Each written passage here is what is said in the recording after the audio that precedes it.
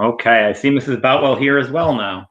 I'm going to go ahead and I'm going to call this meeting to order at 6:31 p.m. And to begin, I'll just say, pursuant to Governor Baker's March 12th, 2020 order suspending certain provisions of the open meeting law, and the governor's March 15th, 2020 order imposing strict limitations on the number of people that may gather in one place, this meeting of the North Reading School Committee is being conducted via remote participation. No in-person attendance of members of the public will be permitted, but every effort will be made to ensure that the public can adequately access the proceedings as provided for in this order. Now, I know some people might be listening on a NORCAM. If you do want to call in to be present, you can call in to 559-931-2656. The PIN number is 731-106-430#. Now, just to be clear, to begin, we'll start with just taking attendance. And since we did that beforehand, I'll say that all members of the school committee are present, as well as our superintendent and the assistant superintendent, Michael Connolly. Now, before beginning, I would just like to go a little bit off topic here and just say that I'd like to recognize the contributions of a person who just recently passed away, Robert Masseri. Bob Masseri was a long-term member of many committees in North Reading. He served on the school committee for a number of years. He served with the select board, the board of selectmen before that, and many other committees in town for, I think, more than 30 years. It's a great loss to North Reading overall. I can tell you that Bob was an advocate for the schools in whatever position he was in. He was a creative thinker. I do want to give the committee, if anybody knows him, a couple of minutes to just kind of, comment on him, and then maybe have a moment of silence before we continue. But I would just begin by saying, I met Bob when I was considering running for the school committee.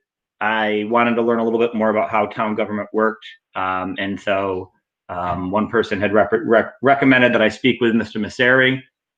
The best I can say is when you talk to Bob Masseri and asked him how things work in town government, especially how finance works, it's sort of like turning on the fire hose and trying to take a drink.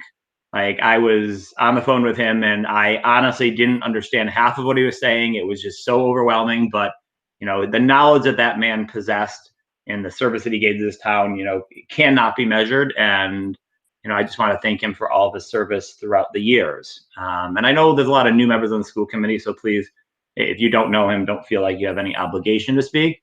But I know that Patrick and maybe Janine might want to have a couple of comments. So maybe Patrick, you had mentioned you might want to say something. Sure. Thank you, Scott. I appreciate the opportunity to recognize Mr. Masseri, who just contributed so much to our school community. Over the 10 years that I worked with him, I'd say he was certainly present through financial conversations, but what sticks out for me most is his contributions to the building project and the school building project. So many times when I was working with the technology for that building, Bob would bring up his personal experiences, as well as his personal expertise, as well as his professional judgment and his knowledge of town government in order to make solutions, to think outside the box. Everything from our wireless networking and infrastructure to the phone systems. He had so many thoughts and opinions, and he was always thinking ahead, always thinking of having enough redundancies and enough supports in there to help our buildings be the best they could be. He was always someone that had new and creative ideas that he wanted to throw out for solutions to long-term problems, and coming up with plans that could work at the long term. And he helped us out in so many ways. And he's certainly celebrated in town and he's well known, but he also is an unsung hero, because I don't think a lot of folks know how much that he really did to contribute to our schools. So I appreciate the moment to thank him for all that he did. Thank you, Scott. Thank you. Anybody else? Janine, anybody else have a comment? Yeah, I just wanted to kind of echo both of what you guys said. He did establish a lot of well thought out meetings and programs within the town. FinCom was one of them, CIT, Community Impact, and the Capital Improvement Plan, the CIPC. All you know, brainchilds of Bob Masseri. So he will be sorely missed, and my heart goes out to his family. Mr. Buckley, if I could just comment as well. So this is Michael Conley. Yes, I just wanted to echo the comments of Dr. Daly and Ms. Ambriano, but I've had the pleasure of working with Bob for a number of years, really through the finance planning team, and he was just really a key member of that team for so many years. I'm sure he was probably involved in the creation of that finance planning team format, which has served the community, both the municipal government side and the school department side, really, really well for a number of years. And he was a key member. And when Bob spoke, everyone certainly listened, because he always thought very intelligently and creatively to try to make things work, as really a member of the select board on that committee. But he always spoke in a way to try to make things work for certainly both for the town government side, but certainly on the school department side as well. And that was something I know myself and the superintendents that have served on that committee so appreciated. And he really did so much, as Dr. Daly said, really behind the scenes, to help the schools and the community and to kind of make the numbers work. And it wasn't always easy, and those conversations got heated, and Bob always had a very calm, patient, and really intelligent approach to all those conversations. So my heart goes out to his family, and I really appreciated working with him for so long. Thank you very much, Mr. Connolly, and everybody. If there's any other comments, and I would just say that we're going to talk a lot about budget issues tonight, and having somebody that thinks like Bob Masseri, it's going to be hard to replace, and so leaves a big void. But so I'd just like to take just a couple minutes of a moment of silence in recognition of Bob Masseri's life and the commitment to the schools.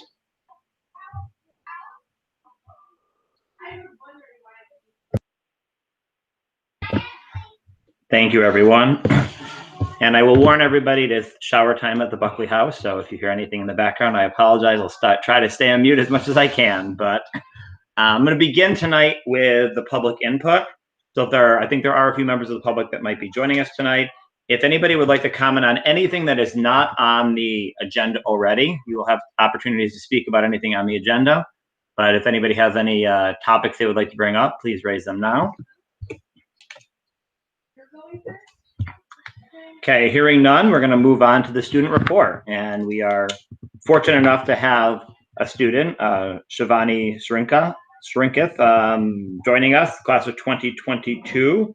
If you'd like to give a report, we would love to hear how things are going for you. Yep, thank you so much. Hope you're all doing safe and well in these uncertain times. As this meeting's representative, I'll just be giving a quick update on how online distance learning has been going, with some examples as well. So basically, as a quick rundown, high school classes have been running from 10 a.m. to 3 p.m. with the 4-class-a-day rotation schedule. We have green days on Mondays, so that's 4 of our classes. And then we also have those on Thursdays. And then we have gold days on Tuesdays and Fridays, and that's the other 4. Wednesdays are now office hours, so students have been finishing up classwork in this free time, talking with teachers and catching up on learning material they might have missed. And then for you to get an idea of how classes are being held, I'll just summarize one of my classes. In U.S. history, we basically start the class with a Google Meet, where my teacher informs us of the agenda and goals to meet for the class. Then he either shares his screen to play a video clip on the topic or just teaches for 15 minutes virtually. Then we hang up and then go to a reading article on our own and answer analysis questions. Class usually finishes with an exit ticket, which is just an online Google form with some multiple choice questions about the class content. Then a suggestion box where we can also give feedback on class productivity. Teachers are also finding creative ways to incorporate group work when possible. In my AP Environmental Science course, we've been doing shared mini projects where we kind of answer open response questions by ourselves. post our answers on this online platform called Peer Grade, and then have other students give us feedback and a mock grade to help us prepare for the AP exam. In addition, with the school ready to make accommodations and take suggestions as students see fit, I have been collecting some summaries from students on their opinions and suggestions for distance learning and any ideas they have to make it better. And I've been giving those summaries directly to Dr. Daly so he can take these concerns into consideration.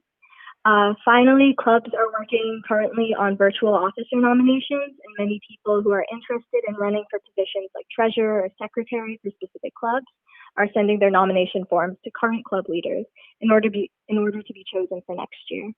It seems as if the school is adapting quite well to our needs, and we seem to be having a successful phase 2 from the points of view of students. Excellent. Thank you so much. So do any members have any? Thank you. Anybody have any comments or questions? Mr. McGowan? I guess I was going to ask Shivani how you think the AP prep is going. I definitely think AP prep is going pretty well right now. In my APES class, we've been focusing all of our class time on practicing FRQs for this new adapted version of the AP exam. So the new version is basically no multiple choice for APES at least, and we're doing just FRQs, which are free response questions. So my teacher's been doing a really good job of getting us ready both with the online aspect of it as well as the content. So we've been kind of balancing the two with class time. Great, thanks. Yep. Excellent. So I have a couple questions. So I mean, number one, the first I've heard, you mentioned that you get student, reviews from other classmates. Is that in all of your classes or just some of the classes? This is just something I started doing this weekend. I checked in with Dr. Daly asking him if he wanted to hear some of suggestions from other students instead of just me. And he said, sure, just to let him know. So far I've only collected 2 from one of my English classes, but basically it's just these little mini summaries of some of their suggestions or ideas or their reflections on online learning. And I've just sent that to Dr. Daly so he can see how some of the other students think it's going as well. It's wonderful. How are your parents adjusting to this? I mean, have you had any technical issues or? I think my parents are doing right. Basically, we've all just been staying in our respective rooms throughout the entire day. But technical difficulty-wise, I don't think so. I know some of my friends had excuse me, a couple Wi-Fi problems, but I've been okay so far. Good. Well, thank you very much. And I don't know if there's any other comments or questions. I don't think so. Well, thank you very much for coming tonight, and you are welcome to sign off, or you can stay in if you'd like as well. So really appreciate thank you. Okay, so we're going to move on. We have no continued business. First order of business is going to be a COVID-19 update. And I know that we also have the senior class president here, but I'm going to turn it over to Dr. Daly first to talk a little bit about COVID-19 and then introduce our senior class president. Great, thank you so much, Mr. Buckley. So the latest updates is I think we've covered, but perhaps not in an open session. So I just want to share that we are currently closed until June 29th. That was extended by the governor. We continue with our remote learning. We are following new guidance from the Department of Elementary and Secondary Education that provides additional, what they're calling power standards or essential standards. So they're looking at the standards for the year, helping us to think about which standards are most essential for all students to learn and to go deeper into between now and the end of the year to best prepare them for advancement to the next grade. And so those standards were provided for just about all of the core academic areas. We have followed up with the department to provide some additional standards for those areas that were not covered in the first draft. And they're going to continue to provide some more information for us as we support our students moving forward. So we have provided, I do want to take a moment just to recognize this is Teacher Appreciation Week. We certainly want to thank all of our teachers for what they're doing in these unprecedented times. They're really doing a fantastic job of learning new skills. I want to give a special shout out to our digital learning team who have really stepped up to the occasion. And I I received one of the most pleasant emails I think I've ever received from one teacher just praising another digital learning teacher about the amount of time and effort and dedication and patience that she's put in. And I think that's true for our entire staff and Dr. Downs, who's leading them. They've really done a fantastic job and risen to the occasion. Taking those Wednesdays, as Shivani mentioned, to do planning, professional development, the courses and workshops that are being offered daily by our digital learning team for folks to improve and enhance their practice are truly making this successful, and they're going to pay dividends because all of these skills can be used in the future in sort of a hybrid format. So we're very excited about that, and I wanted to give that information out.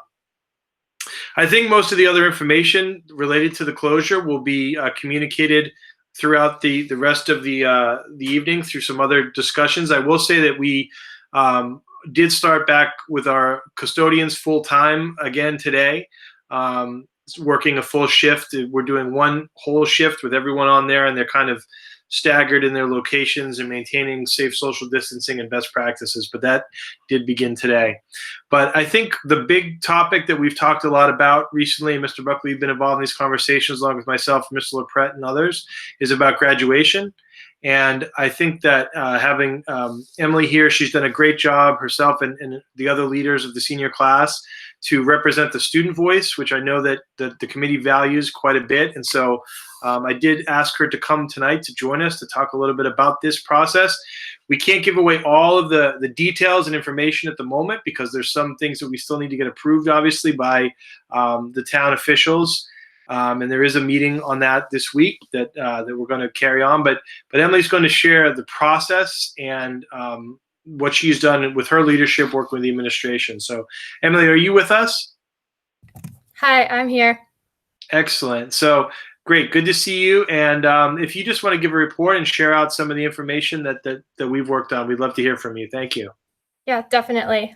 So hi, my name is Emily Cooperstein. I'm the senior class president.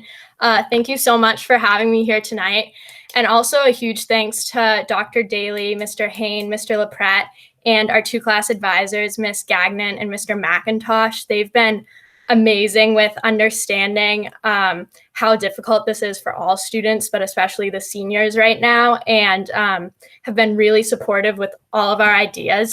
So the first part of this planning process was the 4 class officers sent out a survey to our classmates, asking them what they thought was most important to them of a graduation and senior week. And they responded that their 4 most important parts of this were being with classmates, being with their immediate family, getting our diplomas, and being in a cap and gown, which all of those are very understandable. So we've been working with the administration and coming up with plans that would incorporate all of these ideas while still keeping everyone safe and being in accordance to the federal and local state and local guidelines that have been set forth. So we're currently developing ideas for a 2-part graduation because we thought that we designed this 2-part plan because we knew it would be important that all students would be able to attend some sort of a graduation ceremony in June while still incorporating events that are very important to North Reading High School seniors, traditions for either a late July or early August date. So part 1 of this event, again, these are all still being worked out, but part 1 of this event would be some sort of a rolling rally where at the end we would be getting our diplomas. We're working closely with the police to work out these details, so we don't really exactly have them all right now. And part 2 would be some sort of a traditional senior week activity, again, still in accordance with the federal, state, and local guidelines that have been set forward at this point. Some of these ideas have included a barbecue or a drive-in movie night. And we were able to reserve the Danversport prom location for a date in late July. Again, we're really not totally sure if this will be possible at all, but we're very hopeful that it will be, especially after Governor Baker's press conference today. And then this would end up with, at the end of the week, have some sort of cap and gown event that would have the traditional graduation ceremony, again, contingent upon the ability to do so in a safe manner. So yeah. Excellent. Thank you so much, Emily. I'm sorry. I'm sorry that this is your graduation, but I appreciate that you guys are trying to, make the best out of it. I think from my perspective, graduation is about the seniors. It's not about the administration. It's not about the school committee. It's about you. It's about recognizing you guys. And so I think I probably speak for the committee and for others just in saying that, as long as it's safe and we're not, infecting people or spreading disease, at the end of the day, we really want this to be something that, you guys will enjoy as best it can, that you'll remember. And so I know from my perspective, whatever you guys want that we can do, we're happy to do. I was joking, if I'll do whatever, to hand diplomas out. I mean, whatever you guys need, we're happy to do. So I appreciate you kind of being the middle of the wheel, trying to, coordinate everybody. And I understand that, there's probably 200 different ideas out there. And so it's a lot of work. And, I just appreciate you stepping up and, being a true leader of the class to try to help plan this. So thank you very much. Thank you. Any comments, questions for Emily?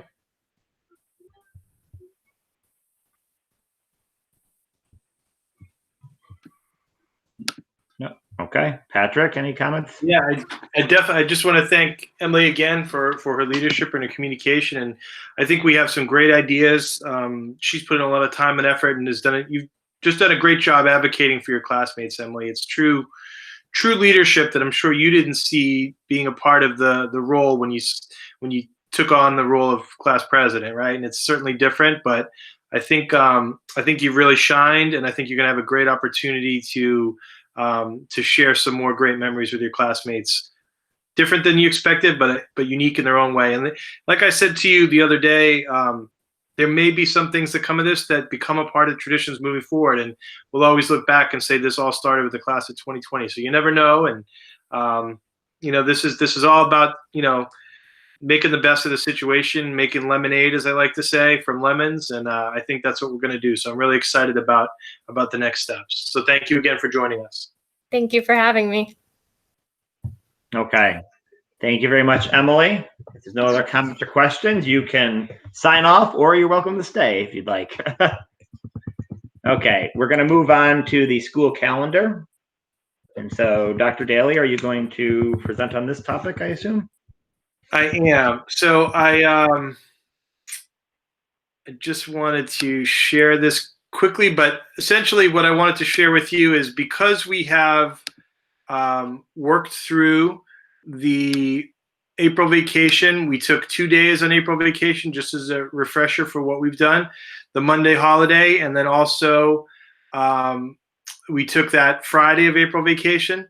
That would bring us, with our regularly scheduled 185th day, would be on the 24th of June. Because we took those 3 days, we could do a couple of different things. One would be to take another day later in the year, another Friday day, or another idea would be to just sort of power through. And I brought this to the teachers union. I also brought it to the administrative council. And I think at this point, the suggestion from the group is to continue through and to end on the 19th, which is the Friday of the third week of June. So the idea here is there's 2 days. There is the, I believe the 24th of May and the 22nd of May, and also the 5th of June. Those 2 days right now are scheduled to be half days, and we would be changing the schedule so those would no longer be half days. Those days would now just be regular remote learning days as we have planned. That June 5th day, which is slated as graduation, we will have some kind of ceremony. Our plan is to have something on or around that day. But those 2 half days would just be remote learning days like the others. We would take the Memorial Day Monday holiday, and then we would just, as I said, we would just move right through, and we would get out on the 19th of June. So that's the recommendation of the Administrative Council and the North Reading Teachers Association agrees with that as well. Excellent. I mean, I agree with it as well. I don't know what other people's thoughts are. I think it makes sense. Yeah, I agree as well. Although I guess is it possible to think of of having a reserve if necessary, or do we think that once we've set this, we should, keep it that way no matter what? I mean, obviously barring some weather thing or something, but yeah, I keeping your options open. Sure. Yeah, there's a part of me that wants, and I do still really like the idea of having that extra flexibility, seeing where we are in a month or so and what we're feeling. But certain pieces with the end of school, having that date sort of established, I think is important as we're writing some letters to folks and trying to make some different decisions based on leaves of absence or things like that. I think if we had to, if we ran into a situation, we could do something with the day, just like if we needed to call a snow or something, if something happened in the middle of the summer, the spring.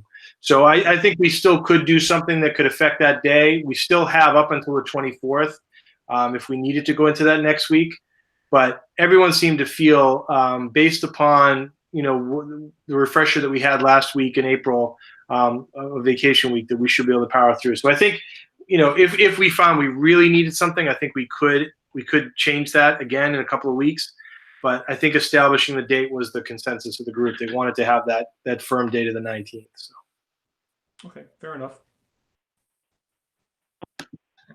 Any other comments from the committee? Well. Diana, good? Yep. That seems like a sound plan. I mean, it makes sense. Okay. Well, how about, since we need to have a vote, would somebody like to make a motion to revise the school calendar to end on June 19th? Sure, I'll make a motion to accept the changes to the calendar as described, with having the last day of school be the June 19th. Second. Okay, since we have to do roll call for this, if there's no more discussion, Janine? Aye. Diana? Aye. Chris? Aye. Rich? Aye. And an aye as well. Passes unanimous. Thank you, everyone. Now, moving on, we have to do the school committee meeting calendar as well. And so, Patrick, if you'd like to take this one. Yes, thank you, Mr. Buckley. So, as I mentioned previously, we've had to do a few updates here to the school committee. So what I've just shared with you is a slightly amended calendar. A few things are crossed out as we reschedule. So for tonight, we're doing our budget workshop, the school choice vote, the superintendent's evaluation. For May 18th, that would be the budget vote at this time. And you can see that I've moved the school committee reorganization and the little school presentation. Those two events, along with the middle school presentation, I've checked in with the principals of the schools, and I've also checked with Mr. Buckley on this. And we've decided that the true spirit of those presentations is that they're hosted at the school, the students are presenting, and we just feel that we're not able to recreate those situations this year to the extent that we like to do that and that we're comfortable doing that. And so we are respectfully requesting that those presentations be tabled until next school year for the little school and the middle school. We don't think that they will have the impact that they typically have, and the principals felt that there's quite enough going on at this time with the students to do this, and that it couldn't be created and captured virtually. The other consideration is that the CPAC presentation on June 1st, that will continue. The elementary school improvement plan presentations and the retiring elementary personnel who are honored usually at that presentation, we're going to move those both to the June 22nd date, on which we would have all of the school improvement plan presentations, middle, high school, and elementary, as well as the retiring folks from all the buildings. We don't have a great number of retirees this year, and we feel that we can accomplish this in one evening. And I think the bit of extra time for all of the improvement plans to come in the same night will be greatly appreciated. I've moved the town meeting to the 29th, which is the time it's tentatively scheduled. And then I did add a date for July. We've been discussing a July date. I have in there that could be a virtual meeting. That's assuming that the existing open meeting laws are extended to continue through the summer. But I'm just putting that out there as a possible date for a July meeting for us to check in. One of the items that we do need to do that over the summer is the superintendent's evaluation. And I'm suggesting that night of July 20th. And if it is virtual, that might allow for some more flexibility. So I thought we would update the schedule, and these were the suggestions that I'm making as a recommendation. Okay, thank you very much. Why don't we maybe put a motion on, and if anybody has any thoughts, we can discuss afterwards. Janine, since you made the first one, would you mind making a motion on this one as well? Certainly. I move to accept the updated school committee meeting schedule as announced by Superintendent Patrick Daly. Second. Okay, any discussion from anybody on this? So I have a couple things. Go ahead. The dates all seem fine. So would we, but I wonder, so town election is now tentatively scheduled for the 23rd. Is that correct? June 23rd? The town meeting? No, the town election. Yeah, at the moment, I think there's still some questions around those items. So that's why you may be addressing why I didn't put the reorganization in there later. Yeah, right. Yeah, I just wasn't 100% sure of when that would be. So, but if that is held, are you saying that you would want to see that reorganization scheduled at the meeting after it or something like that? I would think we could do it. We could, extend the. Usually, we're meeting at 6:30 on the night of the town meeting, just quickly, and then going into the town meeting. But perhaps we could, if that made sense, we could probably do the reorganization, just meet a half an hour earlier or something like that. We could certainly do that if once those dates are kind of confirmed. There's so much that's in the air with those dates, but we can certainly put that in there. Yes. Okay. And then just throwing it out for the committee, when do we want to try to complete the self-evaluation? Looks like June 1st might be the time to do that presentation, but what does everybody else think? Sounds good to me. I would agree with you, Rich, about June 1st. Just looking at the dates we have, that seems to be the right one. Okay. So we'll plan on that, and we'll get the forms out shortly, so everyone has plenty of time. And I can certainly adopt and update the calendar, if it's approved with those two changes. And knock on wood, we won't have to amend this again, but we may have to. But I can certainly make those changes as recommended. Okay, Janine, since it's your motion, are you okay with the amendments from Rich, adding the reorganization on June 29th before town meeting and school committee evaluation on self-evaluation on June 1st? I am.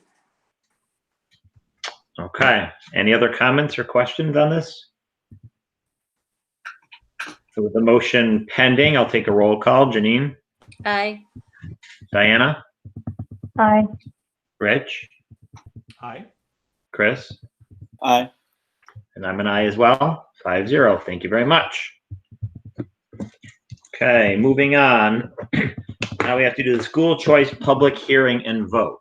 So for a public hearing, I believe I have to open the public hearing. And this is so I officially open the school choice public hearing and for 2020. And I turn it over to Dr. Daly. Thank you, Mr. Buckley. So what I'm going to share with you here is that, under the Education Reform Act of 1993, there's a need to hold an annual public hearing on school choice. Becoming a school choice district means that North Reading will accept students from other cities and towns for enrollment in its schools. Once a student is accepted as a choice student, he or she is a student until graduation, or the student opts to withdraw. The district receives an additional $5,000 from the sending district's Chapter 70 funds for each student accepted. After the hearing, the school committee has to make a decision on participation by taking a vote, and that vote is then reported to the Department of Elementary and Secondary Education by June 1st. Over the years, the motion approved by school committee is included to not participate in school choice because the program, as it is presently constructed, ensures that the needs of some children of the Commonwealth cannot be met. So I believe that we need to have our hearing, discussion, and vote on school choice participation. And Mr. Connolly, I'm not sure, did you have anything to add to that information?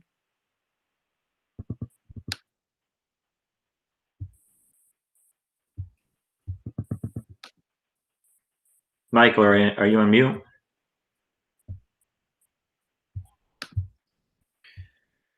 Sorry about that. Thank you, Mr. Buckley. Yeah, I was on mute. No, Dr. Daly, that's certainly the process. And, as a point of discussion, we historically have obviously voted not to elect to enter into school choice.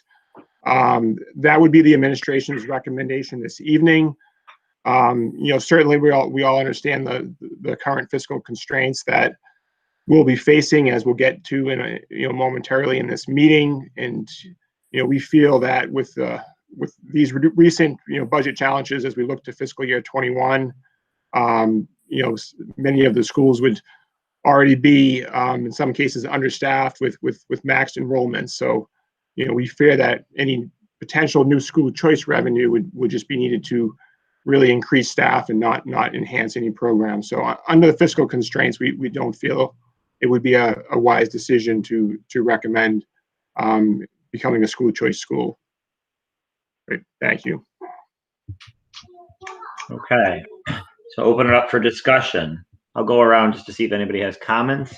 Rich, do you have any comments or thoughts? No, thank you. Chris?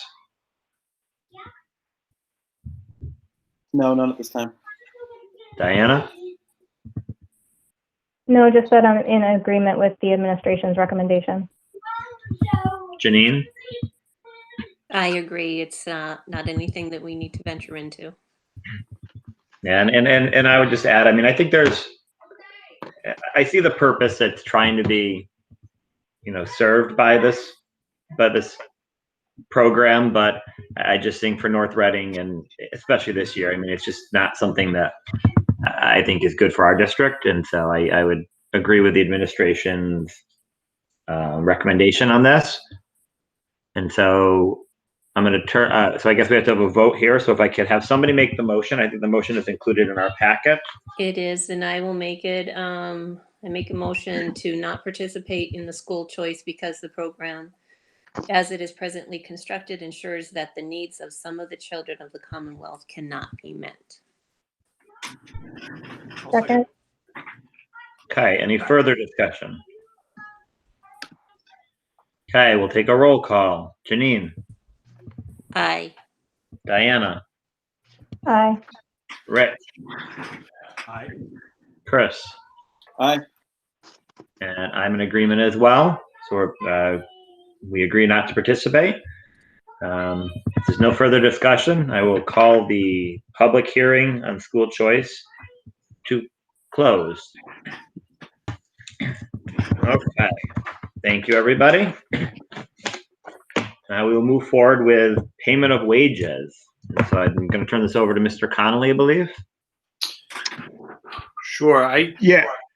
Go ahead, Patrick. Yeah, I was just going to introduce, and then Michael can speak to it. But up to this point in the year, at each time that the closure has been extended, we have approached you about continuing to support our teachers and the payment of wages during the period of closure. Just to address clearly what we're calling for here, this would be through, and Michael, you can correct me if I'm wrong, not what it says here. I did it through the entire closure through the end of the year, but this would be payment of wages through the last day of school. This is another reason why setting that date is important. So I believe that what we're requesting at this time is to keep our current employees whole. These are our employees who are under contract with us through June 19th of 2020. I just want to note that there are some contractual items that we're in discussions with these unions to discuss about how they are playing out in this very unusual and unique year. And there are some conversations that are going to continue. But when we talk about payment of wages here, we're talking about the main benefits of the salary for the employees. And I just wanted to clarify that. Mr. Connolly, could you just confirm that the date that I just said is the correct one, and it's the last day of school, which would be June 19th? That's correct. So I think what we're asking here, as Dr. Daly just articulated, is we're asking for certainly base payment of wages and salaries for school year staff to occur through June 19th, 2020, and then it would be, I guess, full year staff to occur through the end of the fiscal year. So it would be June 30, 2020. So it's almost 2 dates based on the classifications of the staff. Does that make sense? Okay. So what we're looking for, so this has nothing to, this does not relate to the letter from the athletic director at all. We're not talking about stipends, correct? Correct. That would be later items this evening. This is just about the regular salary wages for our employees. Okay. And so we've had this before, so I don't expect that there will be much more discussion on this. So perhaps we can have a motion on this, on the payment of the wages, and then we can discuss if there's any further discussion. Yes, I would introduce those other items in a moment, but I wanted to do this one first. Yep. Janine, you've been doing such a good job. Would you like to make a motion? Sure. I was just trying to think how to state it as good as they did. I make a motion to extend the base salary and salary of the employees to June 19th, and for the salaries of the other employees to the end of June, if that makes sense. Yeah, it would just be school year employees through June 19th, and then full year personnel through June 30th. Thank you. Okay. Need a second? Okay, perfect. Any further discussion from the committee? Okay, I'll take a roll call vote. Janine? Aye. Who's second? Go ahead. I believe that? Yeah, quick question Diana from, did. no, I think a member of the public. Go ahead. I think was that Cindy asking who seconded it? Yes, Diana did. Thank you. Thank you, Cindy. Okay, roll call. Janine? Aye. Diana? Aye. Rich? Aye. Chris? Aye.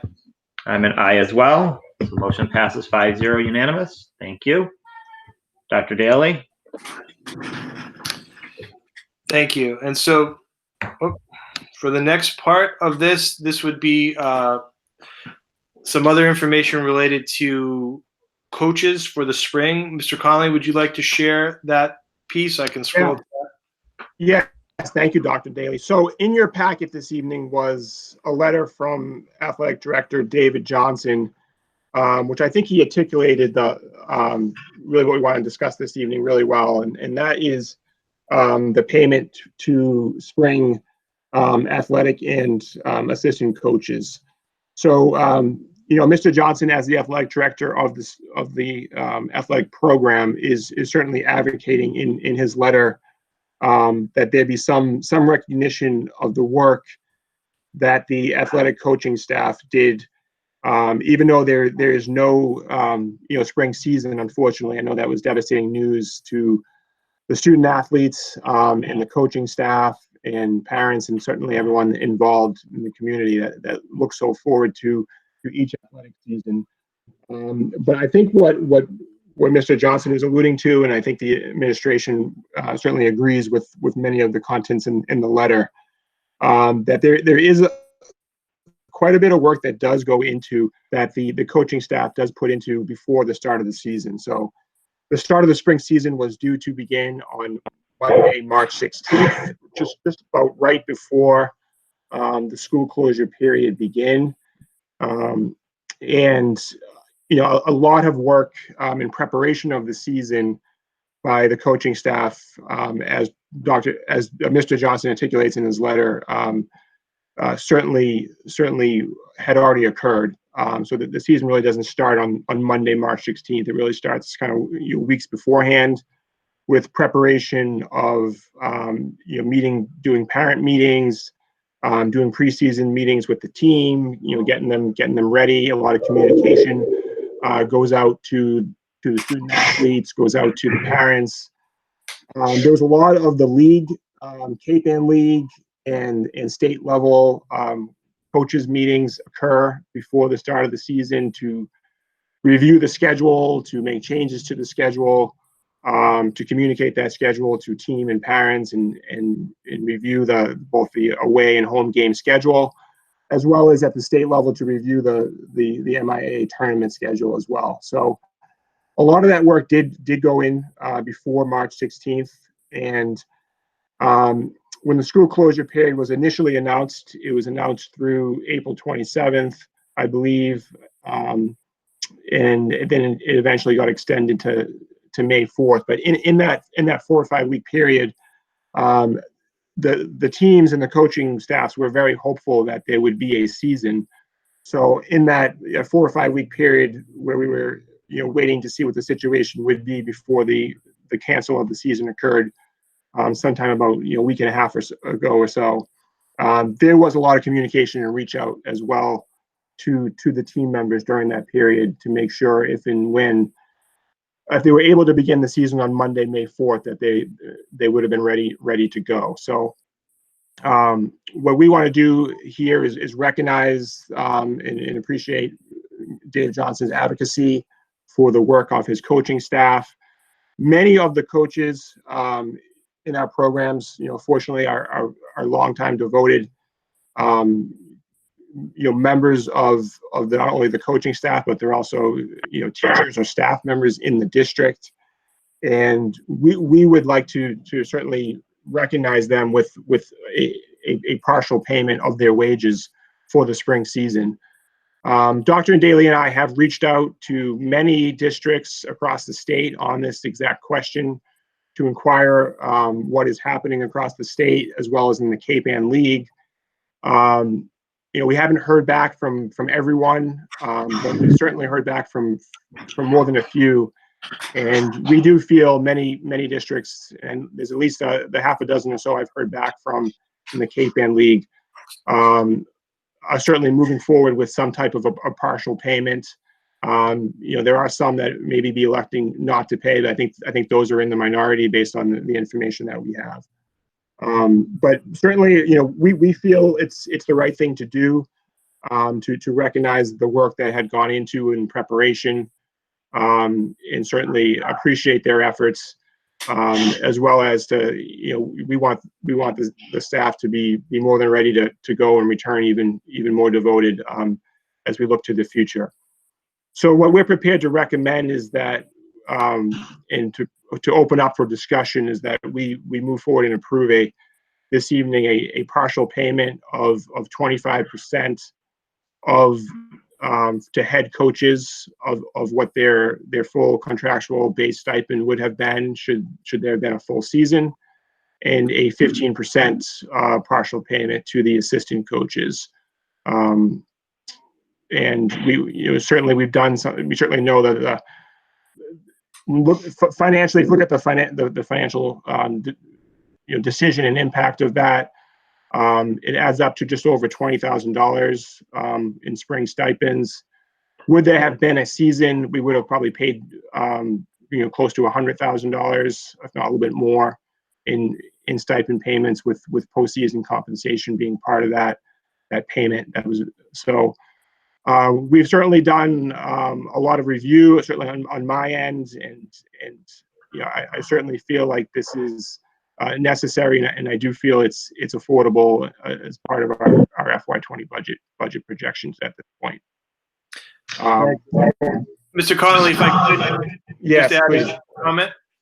I just wanted to reiterate what you said here. I want to say, when we initially went out and we were unsure of what the season would look like, this was one of the pieces when we talked about keeping folks whole that we certainly have put off. And I appreciate that our teachers union has been very patient in working with us on this conversation for a long time. But as Mr. Connolly mentioned, as Mr. Johnson's letter mentions, these folks, many of them are our teachers. Others are coaches, have been long coaches for a long time for us. And they are still, in many ways, engaging with our students, whether it's on social media or through other forums. There's been a lot of support given to our students who are really disappointed that they're not playing, especially our seniors who were looking forward to a senior spring season that didn't happen. And there's been a lot of things going on behind the scenes that these folks have been doing to help our students cope with some of those disappointments, and to also be creative in different ways to experience some kind of that social aspects of team sport if they can't be out there on the fields. And so, I trust that, Mr. Connolly, when he runs the numbers and is able to do something for the folks to show our appreciation of that support and for the work that they've done this year preseason, and also some of the support during the season.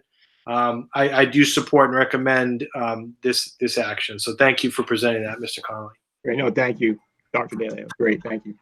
Okay. Thank you, Mr. Connolly. I have a lot of concerns about this, to be perfectly honest, but I want to, before I start throwing my opinion around, I want to open it up for discussion from other members of the committee. If anybody has, well, I'll go around just in case if people do. I mean, Chris, do you have any comments or thoughts? Sure. I follow the logic and the philosophy of wanting to give some percentage to recognize what is most certainly a good amount of work that went in, even when there isn't an actual quote unquote season this year, and all of the circumstances around it. My only question then is, my understanding is that this pay comes, or typically all of these stipends are paid entirely out of the excuse me, I'm blanking on the word, the payments that people make so that their kids can participate in user fees. Thank you very much. User fees. And without there being spring user fees this year, since this stopped before the season began, this ends up just, we'd have to find the $20,000 for this, Mr. Collins. Yeah, that's a great question, Chris. And I probably should have addressed it in my opening comments. So the one item, and that was for the first time in fiscal year 20 that actually is not the case. So we used to budget a partial payment of the coaches' contractual stipends were coming from the revolving account, for say revenue generated from the user fee or the gate receipt. We've been trying to phase that out, given the fact that expenses have been going up beyond stipends in the athletic program. So for the first time in fiscal year 20, all of the coaches and stipends payments are actually part of the general fund operating budget, whereas the user fee, so the user fee does not support, or the revenue that goes into the revolving account does not support coaching stipends. It supports everything else as part of the program: equipment, supplies, transportation, rental costs of ice, pool, officials, game personnel. All other expenses related to running an athletic program are paid for by the user fees and the gate receipts. So then, if I'm understanding correctly, then it sounds like the lack of user fees won't impact the budget at all, because it seems like all of that money, really close to 100%, is going through operational costs that just won't happen this year. And that's right. And then, so really, this means that there will be $20,000 less of that money left over from our budget that we'd planned to spend but it won't have us kind of trying to find it from some other source.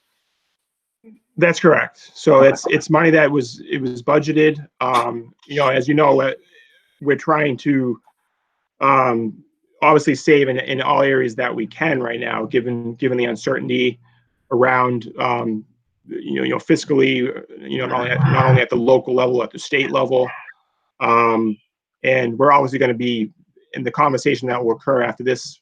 In the next agenda item, we'll talk about some potential impact of some of the revolving accounts that we had planned offsets for that will now have to have a potential general fund impact. So, but we've looked at everything really, really closely. I had talked several weeks ago about a financial risk assessment that was done that looked at these types of things. I continue to update that on a daily basis, and we are certainly finding ways to save a little bit more than even I had initially projected.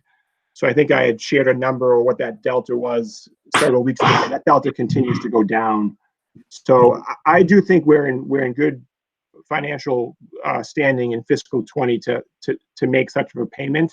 That's why we're kind of confidently recommending it this evening, and for all the reasons that, again, Mr. Johnson noted in his letter and Dr. Daly articulated this evening, we do feel like it's the right thing to do as well. Okay. Rich, any comments or questions? Yeah, so a couple things. I definitely feel like that the coaches who made, on good faith, began their work for the spring season prior to the beginning of the spring season, and even continued that work through the early parts of the school closure period, not knowing whether or not the season would be canceled for real. I'm not sure that in good conscience I could vote against compensating them in some way. That being said, Michael, I just want to your last comment there at the end. It may well be that we sort of quote unquote have the money in terms of part of the 2020 budget, but obvious. Or maybe it's not obvious, maybe I'm wrong about this, but it would seem like, given the challenges we're going to be facing going forward, any savings that we can realize are going to have an impact on 2021. So I mean, I'm not wrong, or am I wrong about that? Or I mean, it's certainly an accurate statement. I think we are certainly experiencing a level of savings that we think we're going to be able to do our best in a legal way to make available in fiscal 21. Right. I will say there's certain limitations to that. There's only so much of that you can do in a legal format to spend or to somehow make savings in FY20 available in subsequent in future budget years. So I think we're still experiencing, in my opinion, quite a bit of savings here in that line item. Not the full line, but we're still experiencing over $80,000 of savings. So I think that is a substantial amount that will be important for us to use, and I think we'll maximize that as well. So. Yeah, I appreciate that. I just want to make sure that we're clear on what our decision, what that sort of either or is. Is that money that is useful, or is it money that is more restricted? Yeah. So anyway, as I say, in general, I wouldn't feel comfortable not coming around to some compensation for the coaches for their efforts leading up. And I just want to say too that first of all, I appreciate Mr. Johnson's impassioned plea here in his letter. I think he did a really nice job articulating all that. And also, you can see the efforts on the coaches and have been able to see them on Twitter, on social media, as they promote their teams and talk up their players. And that's been really great to see, along with all the other activity from all the staff. in the last few weeks. So. Thank you very much. Mrs. Imbriano, do you have any comments or questions or thoughts? Nothing that hasn't already been said. It's a sad situation, and I think Mike and Patrick are doing a really good job, just, trying to make the best of everything. Mrs. Boutwell? Same. I think Rich articulated it well, in the same exact boat. So thank you. So I have a number of thoughts, and maybe to Rich McGowan's point, maybe my conscience isn't as troubled by some of the things. I find this hard right now because we're going to be talking about a $900,000 deficit. I understand a lot can't be carried over year to year, but we can buy supplies that can be used for next year. We could replace smart boards. We could, prepay special education costs. There are things that we can do. Right now, we've been doing our best to try to make sure that we keep all salaried positions here. We try to keep every, food service workers. We've been trying to do well by our bus drivers. And, for spring sports, like I appreciate that there's work that goes into it. I 100% appreciate that. None of this, whether I vote for or against, paying a stipend does not in any way mean that I don't appreciate the work that's being done. But I just feel like at some point in time, something has to be cut, and there has to be money that is saved in some way. And we're going to give back the full user fee most likely because sports didn't happen. No practices happened. No games happened. No tryouts happened, I don't believe. And there were meetings that were held beforehand. But more than that, I mean, just the way that it's being presented is 25% to head coaches. Well, some head coaches make $9,000 or $10,000, and like a tier 1 or category A, category B coaches. Whereas if we're not saying like what was done, if there was like a couple of meetings done by every coach, like certain coaches make a lot more because they were, they have a sport that plays every day, and other people might play once a week, or I don't know. I mean, I think a $20,000 payment, which is normally $100,000, paying, basically 20% of the full fee when no practices, no tryouts, no season happened. I mean, if we wanted to talk about doing, a $500 stipend to head coaches to show our appreciation, that's one thing. But I don't know. I mean, and again, I'm one vote, and I'm not going to try to persuade everybody. I just think, I sit in the finance planning team meetings. I see how tough revenue projections are going to be. I see where we have to get to, and again, we've been trying to prioritize keeping as many positions as we can, and I think it's hard to vote for paying stipends for, athletics that didn't occur this year.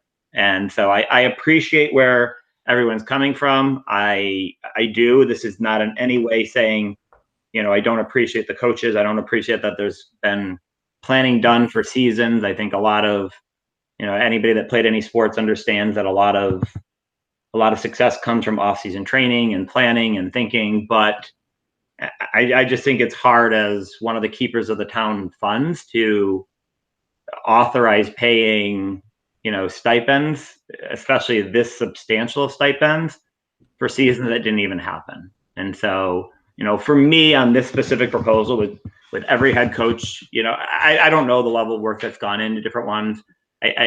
Again, to say that we're going to pay, $2,000 to some coaches for, I don't know. I don't know what work's gone into that. It just seems a little bit excessive to me at this point in time. So that's my challenges with it. And I don't know. I mean, so I think on this specific request, I think my vote would be against it. I don't know what other people think, and if, again, we can just vote on it right now, or I'll just open it up if anybody else has any other thoughts or questions or comments. So I guess, Scott, one thing I'll say is that, obviously a blanket number or a blanket percentage is definitely potentially, advantaging one person over another or disadvantaging one over another. I'm not sure how you square that out. without doing maybe a lot more work and analysis. How did you, Michael and Yeah. Patrick, how did you guys come to those numbers? So I've done certainly the analysis, and first I'll just note that in the spring season, there's no Category A coaching position in the spring season. So we're really looking at a max stipend of $7,000 for a head coach in Category B. Most fortunately, we have very good longevity and low turnover in our North Reading coaching staff. So most of these coaches fall in the same area of being about the same level, the same stipend in Category B or Category D if you're an assistant, which is really what we're talking about. So I think what we really did is some of it was based on peer district analysis from what we had, and we did our best to collect the data to date, and I thought we had some good data to go on. Not everyone has responded to the surveys that we've sent out, but I think there were a lot of districts, Cape Ann League, that were moving forward with something. We're falling in the range that we're recommending this evening, or in some cases higher, in some cases slightly lower.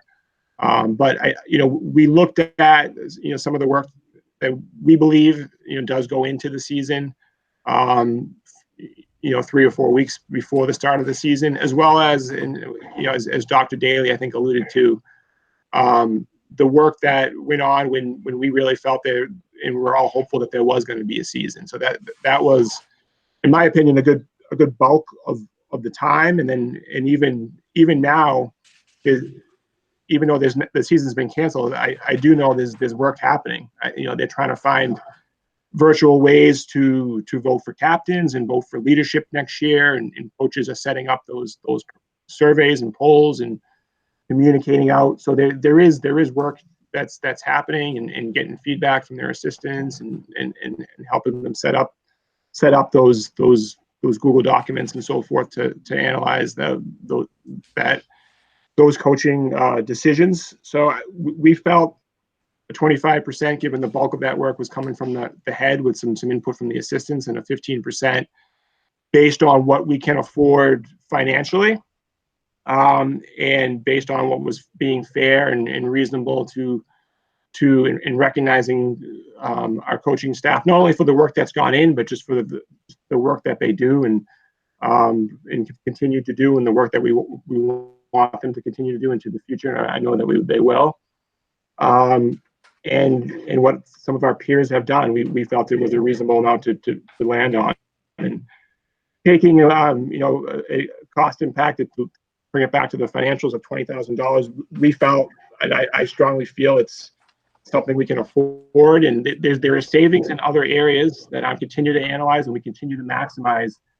But I think I believe wholeheartedly we're still going to be able to do all those things that we're legally able to do to potentially to the highest extent that we can do, in terms of prepaying tuitions and doing what we can from a legal standpoint in our revolving accounts and so forth, that to help the situation that we're faced with in the next couple of years to come. So does that help answer the question? That was helpful to me, yes. If I can jump in for a second. So, Mr. Buckley, I understand what you're saying, and I think that, in the best of years, we have to be very careful about every dollar we spend in a school budget, and particularly given where things are trending right now,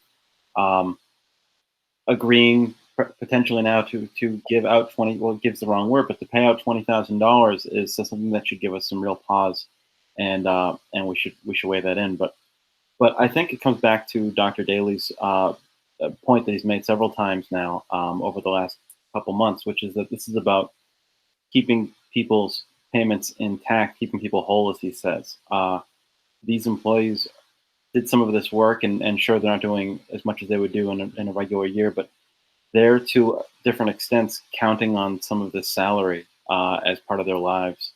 And I think that matters a lot. And if we have it in our budget, if we can honestly afford to pay them a percentage of this, in recognition of work they've done, and also to keep them whole, then I think that it's a priority for us, and it's incumbent upon us to do so.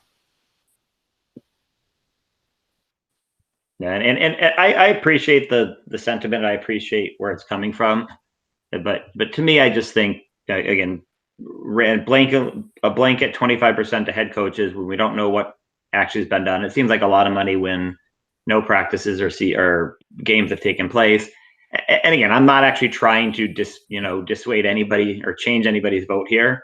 I just, I think for me, when I just see where we're struggling, and Michael, you mentioned the delta. I mean, it seems like we're still going to be in a negative in the delta. We're going to talk about that. Where parents are going to be paying for things that they didn't get full service of, and I don't know. It's hard for me. So, but again, I think we can have a motion on this. There's a recommendation here of doing a 25% of the stipend to head coaches and 15% to assistant coaches. And so I'd ask for somebody to make a motion.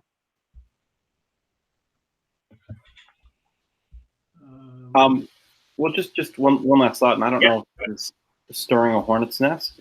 Not to make it sound very fun, but the with these coaches, and I agree with Mr. Connolly. I teach in Wakefield, and I've seen it from my peers there that some of these coaches are working quite hard now to try and help their student athletes out. And if we're refunding user fees, which will be coming up in a moment, perhaps some parents would be willing to, being aware of the situation, to make contributions that could help offset some of the cost of this pay. But again, I don't know if that's off base or just kind of worms. Well, I think one thing we're going to talk about in the next for refunds is that if there is a refund that is owed for certain things, I think spring sports we're going to talk about just going back, but on other ones, perhaps there's an option to get a refund, or if you do nothing, you can count it as a tax donation to the schools. That you can potentially deduct on your taxes. But right. I don't want to make Mr. Connolly and Dr. Daly's jobs any harder. I know this is, in the grand scheme of things, I know a lot of work has gone into this, and we're talking about $20,000, and I don't really want to. I know there's a lot going on for both of them right now, and I really don't want to say go back to the drawing board. I just, again, I mean, I just don't see it the exact same way here, and so. But I think we can have a motion on right here. I think there's a lot of work that's been done. People reached out to other districts, and it's 100% justifiable to give something, and there's never going to be an agreement on what that something is, whether it's a percentage, whether it's a dollar amount or what it is. But I think we have a suggestion here from Mr. Connolly and Dr. Daly, and so I think we can have a motion on it, have a second. If there's further discussion, we can talk more, and then have a vote and kind of go from there. I'll be happy to make a motion. Thank you. I move that the school committee vote to approve the administration's plan to pay a percentage of the stipends for spring sports in the amount of 25% for head coaches and 15% for assistant coaches. I second. Okay, is there any further discussion? Any other thoughts? Okay, we'll do a roll call. Start with Rich. Aye. Chris. Aye. Janine. Aye. Diana. Aye. I'm going to be a nay, so it'll pass 4-1. Thank you very much. And we move on to the refunds for spring 2020. And I hand this over to Dr. Daly and Mr. Connolly as well. Great. I'm going to, Mr. Connolly, I believe you can maybe take the lead on this one as well. Yes, great. So in your packet this evening, there was kind of a white list summary of what we've kind of discussed in terms of what the administration is recommending this evening in terms of user fee and tuition payment refunds. Certainly something similar to the topic we just discussed with coaches pay that we have certainly talked about a lot since we were dealt with school closure and the extension of school closure. Something that, you know, I continue to have conversations with my peers. I know Dr. Daly continues to have conversations with his superintendent peers, and you know, not always an easy discussion or an easy path, given that we're really in uncharted territory, and this is unprecedented. There's not a lot to go on in terms of historical perspective of this situation. So that being said, in your packet this evening, we sort of walked through the four major programs this evening that we are going to recommend some course of action in terms of refunding parents, you know, based on disruptions of services that they felt that would have happened, you know, should the school closure not have happened. So the first being, I'm just going to take them one by one based on the packet, and we can certainly take questions as I go. But the first being the athletic spring sports user fee. So, you know, we are recommending a full refund to those families who have paid in advance online.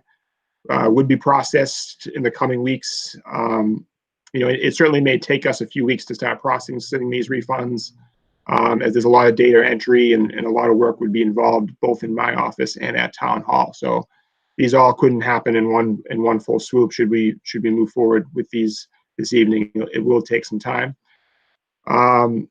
So in the terms of spring sports, as I noted, we received about 91 online payments in advance that we would be looking to refund those families. Many other families have paid in with the check. Who we have actually not cashed those checks, so we would just void and send those back to families. We would like to send communication out this week to these families. This total amount of the full refund of the 91 checks we have received totals a little more than $21,000. I have noted here in the packet that our projection based on our anticipated participation in spring sports of a user fee collection was going to be about $65,000 this year. So for us not collecting a user fee, that is the amount. But as I said, we're also saving a lot on the expense side in terms of we're not paying anything in athletic transportation to our transportation provider. You know, we're not paying officials. We're not paying game personnel. A lot of the supplies and equipment, you know, we've been able to put many of those on hold. So there's a lot of contractual services and so forth of things that we've been able to hold, and rental of some indoor tennis time, rental of porta potties, all these types of things we've been able to stop and put on hold in enough time. That really negates a lot of the lack of this revenue in the revolving account. Mr. Connolly, Mr. Connolly, yes. What my one suggestion would be, I think we should probably do motions on each of the subjects separately. So perhaps we go through one at a time, and just rather than going through the whole thing and then trying to jump back and forth. So perhaps when you finish up on the spring sports, we can discuss that and have a motion just on that, and then section by section. That's great. I definitely agree with you. Yeah, Mr. Buckley, absolutely. So that's really kind of essentially what we're looking to present on the athletic spring sports side. You know, we feel again, everyone I've spoken to is issuing a refund. You know, some schools have not even started collecting. They don't start that process until the season starts. You know, so it's a little bit easier from other districts I've spoken to, but we do feel these families that do the full refund. This was one that we had not discussed, or we were not going to do sort of the option to either donate or give back, given that you know, only about 40% or so we've actually cashed or we've taken that payment in. But we feel the full refund is the appropriate thing to do. Thank you very much. I mean, and open up a discussion, but I agree with you. I mean, to me, I just think this is very obvious. Some people haven't even paid the fee yet because it hadn't started yet. It would be unfair to, do anything other than this. The reality is no, as I just said before, no practices have taken place, no trials have taken place, no games have taken place. To me, it's a no-brainer that we should return these funds, but I'll open it up if other people have other comments. So perhaps we can have a motion, a second, and then further discussion if there is any. I'll make a motion to refund the families that have paid for the athletic spring season sports. I'll Second. Yep, sorry, Rich can take it. Rich for the second. Okay, any discussion? Anybody have any other thoughts? Any reason not to? Okay, we'll go through I can the think a lot of roll. reasons not to, but it's the right thing to do. So go through the roll call. Janine, Aye. Rich, Aye. Diana, Bye. Chris. Aye. And I'm an aye as well, so that passes 5-0. Thank you. Mr. Connolly, Great. bus transportation. Thank you. So similarly to the athletic, I kind of highlighted 6 main points. We are recommending partial refunds be given to those families who either paid an individual bus pass fee of $400, which is 300 families, and then the family bus pass fee of $650. We received 219 of those payments from families. We've kind of gone over this, and again, right now we're certainly looking at what is appropriate in terms of the lack of services that have occurred. We're also certainly looking on the financial end, and it's really about trying to find a balance and trying to find that sweet spot and being fair and keeping an eye on, fiscally as well. We felt that 25%, which was about a quarter of the year discount for lack of bus services, which was, for the months of April, May, and June was appropriate. If you look at it, if you kind of try to break up the year on a kind of a quarterly standpoint with, April, May, and June being the final quarter. So we feel, this amounts to about $100 refund for those 300 families that would have paid the individual bus pass of $400 and $160 refund amount for those 219 families that would have paid the family bus pass of $650. Again, we're hoping to get the word out and communicate this to families this week, because some of these questions are starting to come in at a more rapid pace. The total dollar amount of this refund and the financial impact of this would be $78,705. This is one that we do feel when we communicate this out, we would provide the opportunity for families to either donate all or a portion of their refund amount that is due back to them, back to the district, through a kind of a Google automated form process. And if they wanted to donate that back, they would receive a tax deductible receipt, and we would officially eventually recognize that publicly at an upcoming meeting. So that's what we're looking to do on bus transportation.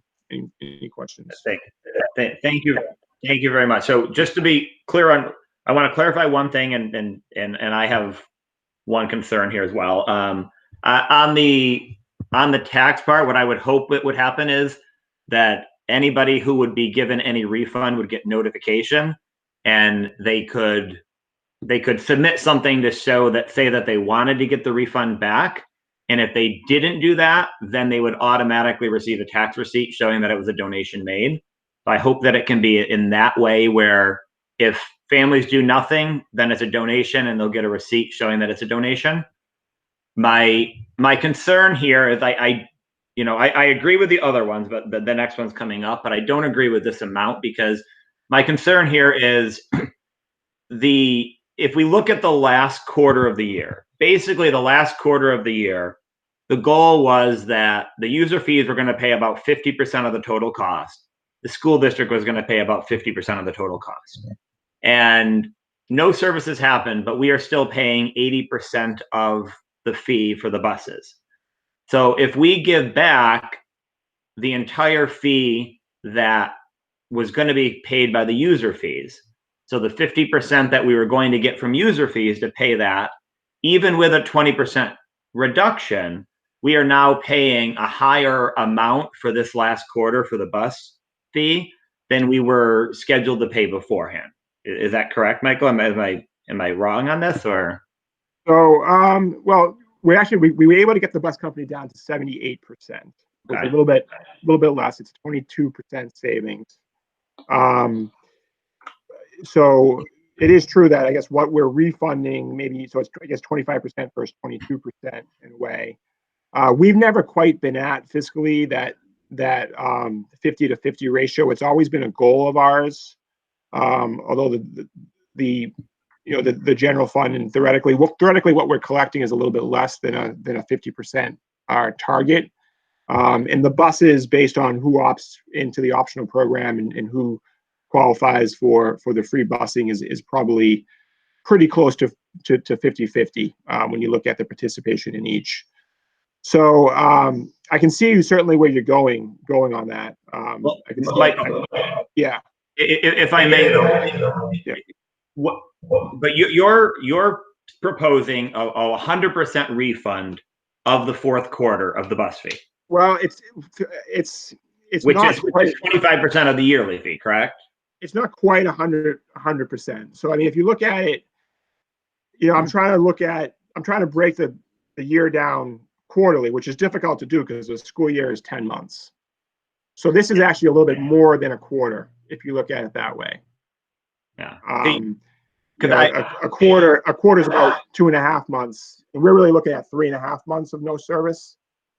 So if you looked at it that way, it would actually and you looked at it, it might be up to $120 or so, or a little bit more than what I'm offering here, what we're offering here. But I tried to look at, April through June as being pretty close to fourth quarter services, at least fiscally anyway. And again, just trying to find that balance between what's fair to the families as a fair amount based on the services. You're not trying to get it right down to every minute or every hour, every day that they would have been on that bus, but pretty close. And then just looking at what we're able to afford.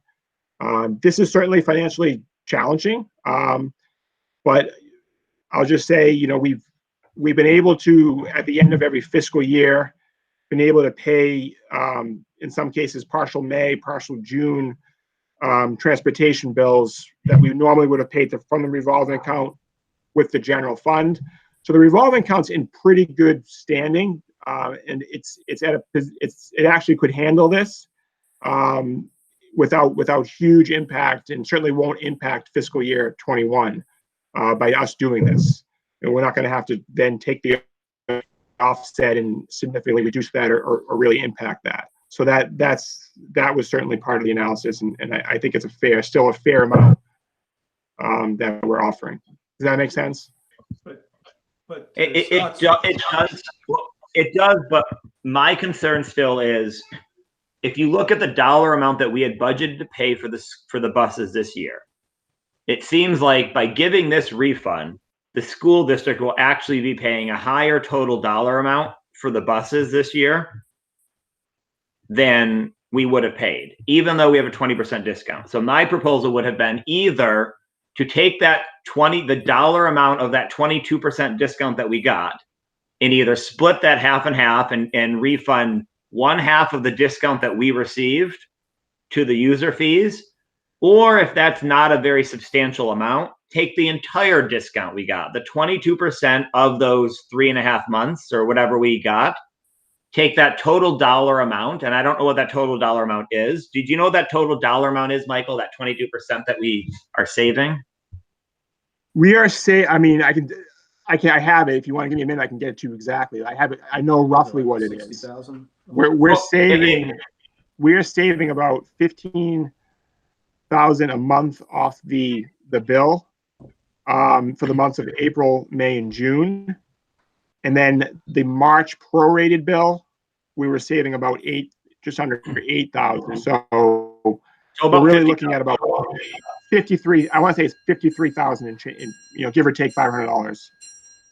Yeah. So by saving $53,000 but refunding $78,000, we're losing $25,000 out of the budget.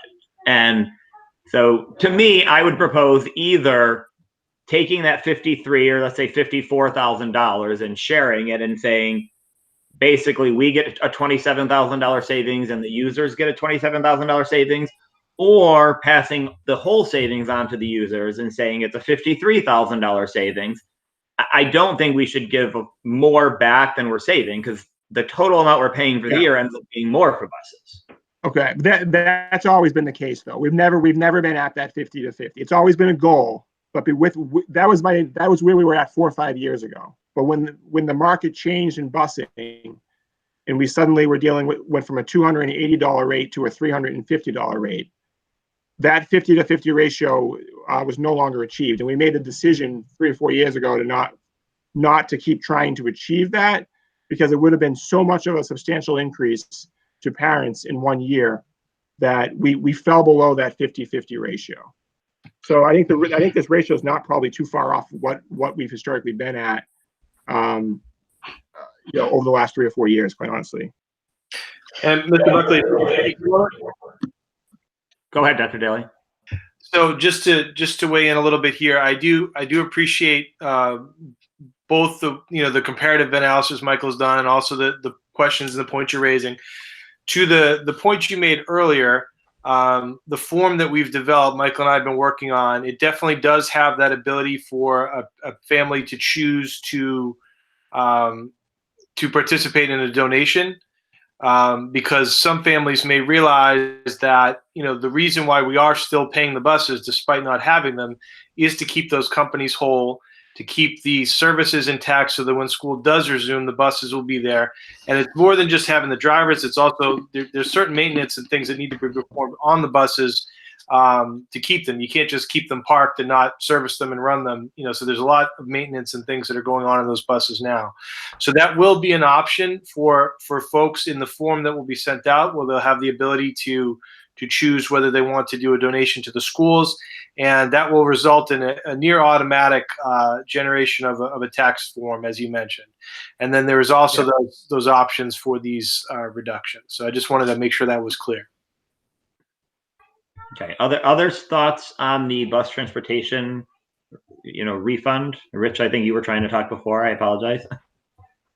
No, that's okay. I was just trying to clarify what you were saying. I mean, it is a little odd that setting aside the fact that it's not exactly 25% and it's an odd 8 years and 12 months and all that, we are essentially refunding 100% of the money for the missed time, while paying 80% of the expenses.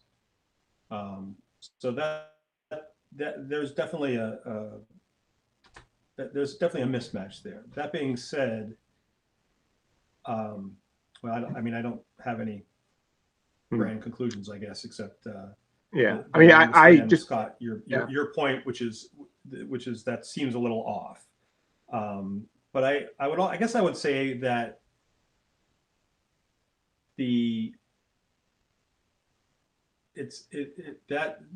for the parents, unless they feel differently and want to do the donation, none of that matters to them. What matters is they paid the money and they're not getting the service. That's right. Yeah. And I don't know how to get around that. And I think the donation part is a good way to do it. And it'll be fascinating to see what the response is. I would take a page out of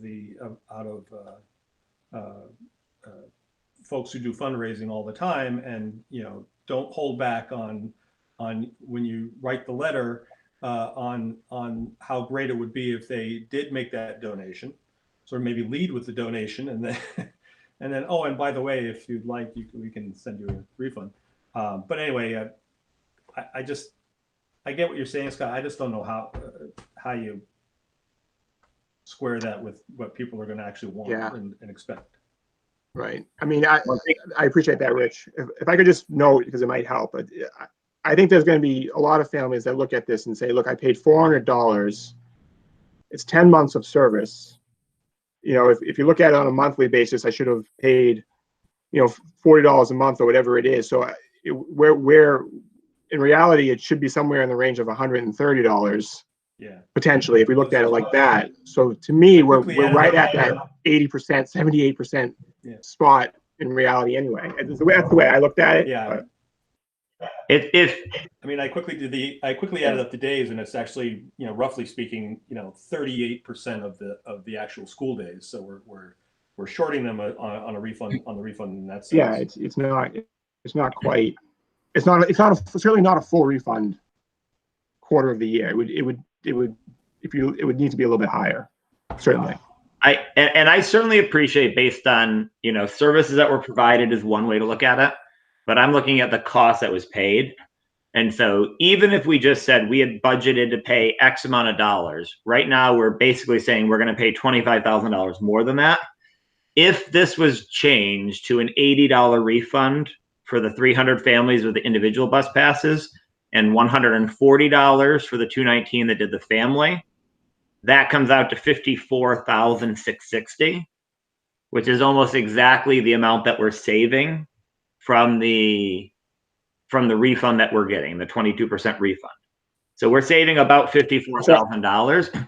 And that way, at least our line item for the year stays the same. We're not dipping into reserve funds, because dipping into the reserve funds ultimately hurts everybody as well, all the users, because the next bus contract is coming very soon, and we might have, I want to keep those reserve funds if we can. And so I guess my proposal here would be to make an adjustment to it and make it something like 80 and 140, so that the entire amount of the refund, and again, I think there's an argument that it should be only a portion of it, but I think some people will make that donation.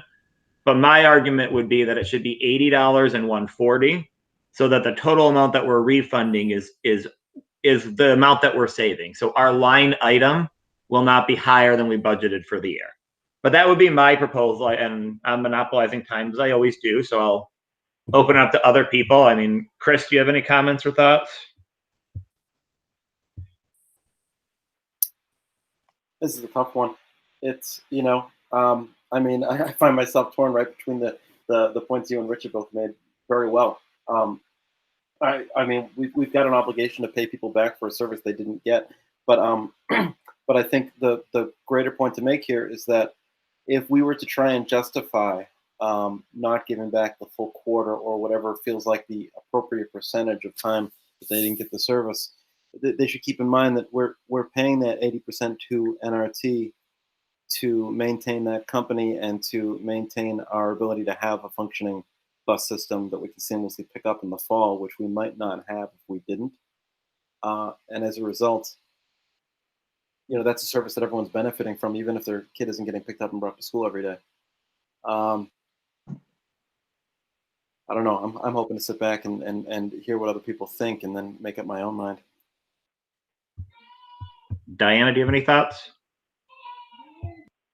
In my opinion, I think at the end of the day, the communication that goes out to the families around the bus service is just that. It's a service. So when they pay for it, they are paying in their mind for a service. So I agree with the administration. I think they should be refunded for the services that they did not receive.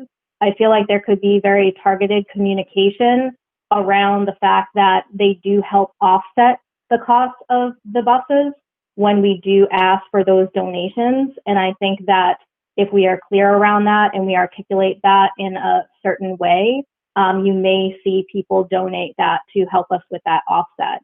But at the end of the day, when they get that communication around bus service, they are signing up for a service. They're not signing up to, or it's not communicated that they're, really offsetting a cost for us. Thank you. Well said. And again, I think there's 2 points here, valid points. And so I see the service argument 100% as well. Janine, thoughts? I don't know. I've been going back and forth with it. And, to Mike's point, the amount that's being refunded is a little bit shy if you were to break it down by day or month or whatever. But to your point, we're paying more. So for them to get a refund, it might make more sense to have it more closely to what the benefit that we're getting by the 22% back from the bus company. So I'm even as I'm sitting, I'm still torn to which way to go. If I was still having children on the bus and for 3.5 months I wasn't getting the service, I would be like, yeah, I don't quite understand the argument about not getting the full amount back. So like I said, I'm still kind of going back and forth. But and a question for Mike and Patrick: when you're sending out the letter and saying, gee, you could donate all or a portion of the amount, would that amount for the bus go specifically to the bus line um, uh, payment? You know what I'm saying? Or did it just go into a general fund? It would have to go to the bus line. Yeah, it would legally it would stay within the revolving account and have to be pay for bus service. Okay, good, because I just wanted Yeah. clarification on that. Yeah. All right, Yeah, I mean, I just want to mention one other thing. I feel like, I feel like you have to keep the messaging somewhat understandable to the degree for parents that are dealing with a lot right now, as we all know. And I would struggle with trying to articulate and explain, anything that is not related to the direct service that they're receiving in terms of our revolving account and what we look for it to pay and not pay. I think it would be a very confusing message. And I think we kind of want to keep it as simple as we can. And financially, I'm just saying we've had some good. We've somewhat budgeted conservatively and had some very good year-end closeouts over these past few years, where the revolving account, I'll just say, is in good standing. And I think it's for such a situation like we may face with the unexpected, the unforeseen, the catastrophe, and that's what we're dealing with. And I think we have the ability to do this. I would put down how this has played out in some other communities. These refunds are reasonable, and I think trying to explain and articulate it's difficult for many of us to wrap our heads around the service that's being provided for the buses and why we're keeping that service whole. I think if people start questioning why the refunds are less because of this, that could open a whole can of worms with that decision. Again, that is a consistent decision across the state, but I do think that the funds, the formula that Mr. Connolly's provided makes sense to me. So the only other comments that I would make on this are three comments. Number one, the next fees we're going to talk about being refunded, we're not refunding all of them. Even though, full day kindergarten, we're not talking about refunding all of that service fee. We're only talking about refunding a portion of it, because and the idea being that there are expenses that are being incurred. There are services that are being provided as well. I understand, but we're not talking about refunding all of it, even though, half day kindergarten and full day kindergarten will be receiving similar services, but we're not talking about a full refund on that service fee. I think that in terms of explaining it, I would simply say that we were able to negotiate a discount on the fee. We're passing that discount on, and so we're refunding this. You paid these fees for this service.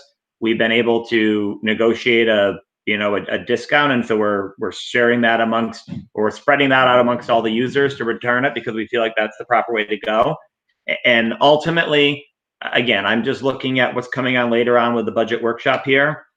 I'm not adamant either way on this one, whether it's $80 or $100 or $160 or $140, but every $20,000, every $25,000 does matter. It's more money that we have to, that we can't prepay a tuition. We can't buy something this year that has to be provided for next year. And so to me, at some point in time, we have to be careful with this. And so to me, I look at it more as we were able to get a $53,000 discount from the bus company. We're passing that discount back to the users. And, again, and I think that's a simple thing. We say that we were able to negotiate this discount because of the services that were not provided by the bus company. So therefore, we're passing that entire refund on to the users as opposed to us taking it. But again, I am happy to be overruled as well on this one, but that's sort of how I feel. And so I think for the motion, the motion should be for either the 100 and 160 or the 80 and 140. And so perhaps we can just sort of I basically need to know 3 people saying either 100 or 80 on this one. And so I would say 80, but I don't know what everybody else says. And so, yeah. Well, I think the proposal by the administration is what it is, unless Michael and Patrick, you guys are compelled by Scott's argument to change the proposal. I think we will vote on the proposal, and then if we need to rethink otherwise, I think we can do that. We can vote on that or we can modify it because it is us are voting to approve a refund. And so ultimately we can make whatever motion we'd like to make. But I'm fine if you want to just vote on the initial one. And if we don't agree with that one, we can vote on something different. But again, Michael and Patrick, I mean, it seems like you guys want to stay with you think the 100 or 160 is what you'd recommend? Yes, I do. I certainly understand. It's believe me, it's not an easy. We wrestle with a lot of different types of things here. I certainly appreciate, Chairman Buckley, your comments. I certainly understand it where you're coming from. I think for the comments I made earlier and Dr. Daly made earlier, I think we will stand by the recommendation this evening. Okay, we can have a motion on this one, and again, you can make a motion and then vote however you want. But if somebody can make a motion on the bus transportation refund, yeah, I'll go ahead and I think I'm going to vote for it. So I guess I'll make the motion. I move that the committee vote to approve partial refunds partial refunds for those families who paid individual or family bus fees in the amounts of $100 for individuals and $160 for families that paid made the family payment. I second. okay. Any further discussion? Yes, I would say that given this conversation, I think that it would be prudent when having a Google automated form, giving families the opportunity to donate a portion of this, that it be published in that because of the amount of this refund and our need to continue paying an amount to NRT, that we're $25,000 short of where we had budgeted, and that they can choose in that light to donate some of this refunded money. And I think that might offset enough. Good point. Yep, good, well said. Yeah, Okay. I think it's important. I do think it's important to in the letter clearly articulate that if you do this, that there is this shortfall, basically, this gap, and anything you donate would help close that gap. Yeah, and again, I mean, in no way am I saying there should not be a refund. I just think it's our responsibility when we're, trying to balance budgets here to look at everything that we're giving back or paying. So, okay, so we have the motion on the table. Oh. I was just say I agree with that completely. I think that your underlying point is a good one, which is that we don't want to dip into the reserve fund when we don't need to, and we're going to need that for a lot of things. But at an average of with 500 families, give or take, getting this refund, if $50 is the average they give back, that's the difference we're looking for. And I'm optimistic that we'll get a large amount of that back. Okay, we have a motion on the table, so we'll go for a roll call. Rich? Aye. Chris? Aye. Diana? Aye. Janine? Aye. Okay, I'm not going to be against everybody over $20, so I'll say aye as well. Okay, the motion passes 5-0, and we move on to full day kindergarten. Great, thank you, everyone. I appreciate the discussion. Thank you. So full day kindergarten, I'll try to move through it. Again, recommending a partial refund for the families that paid the full tuition, which is $4,250, which does include the $250 deposit. Again, these payments are broken out by quarter. There's 4 payments. The final quarter was due in February. That's of the $1,000. So this money is in our account at this point. We've received it all in and we've deposited it. So we are recommending this evening that a 50% refund of the final $1,000 payment for services over the, again, final quarter of the year that has been disrupted for April, May, and June, for a total of a $500 refund be given to families. There is still, as we all know, remote learning and family communications are continuing, for full day, on the part of all full day kindergarten teachers and paraprofessionals. So we're continuing with the remote learning process. We're moving through the phases of that remote learning. So there certainly are services being given, although we recognize it's much different than the traditional, brick and mortar, school building services that would have been expected at the start of the year. Financially, there are 145 families due a refund amount, which has a total financial impact of $72,500. We hope to send communications to families this week. This final bullet is, again, it's one that we've kind of gone back and forth on, debated. I'm certainly open to, so I've kind of italicized it, doing the same that we're doing for the bus transportation and offering an option for any partial or donation back to the district, given the impact and given that we still continue to pay the teachers and the paraprofessionals working in this program in full during the full closure period. But that's certainly open to the committee's thoughts on that as well. Great, thank you. Okay. Surprisingly, I don't disagree with this. Does anybody have concerns or thoughts different than what Mr. Connolly is presenting on this one? I actually can come up with an argument against doing this, because to me, I mean, listen, we all know that in a perfect world we wouldn't be charging for kindergarten. We'd have full day kindergarten for everyone,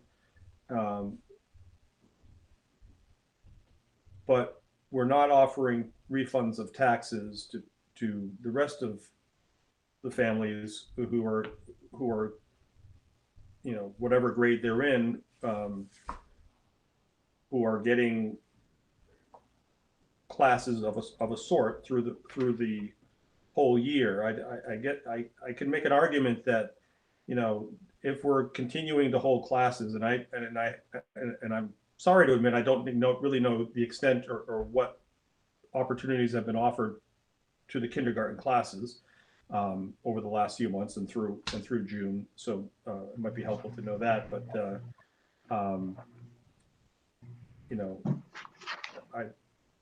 if they are getting the classes as we determine them to be, I guess I'm not sure that that a refund is necessary or entirely appropriate here. Other thoughts?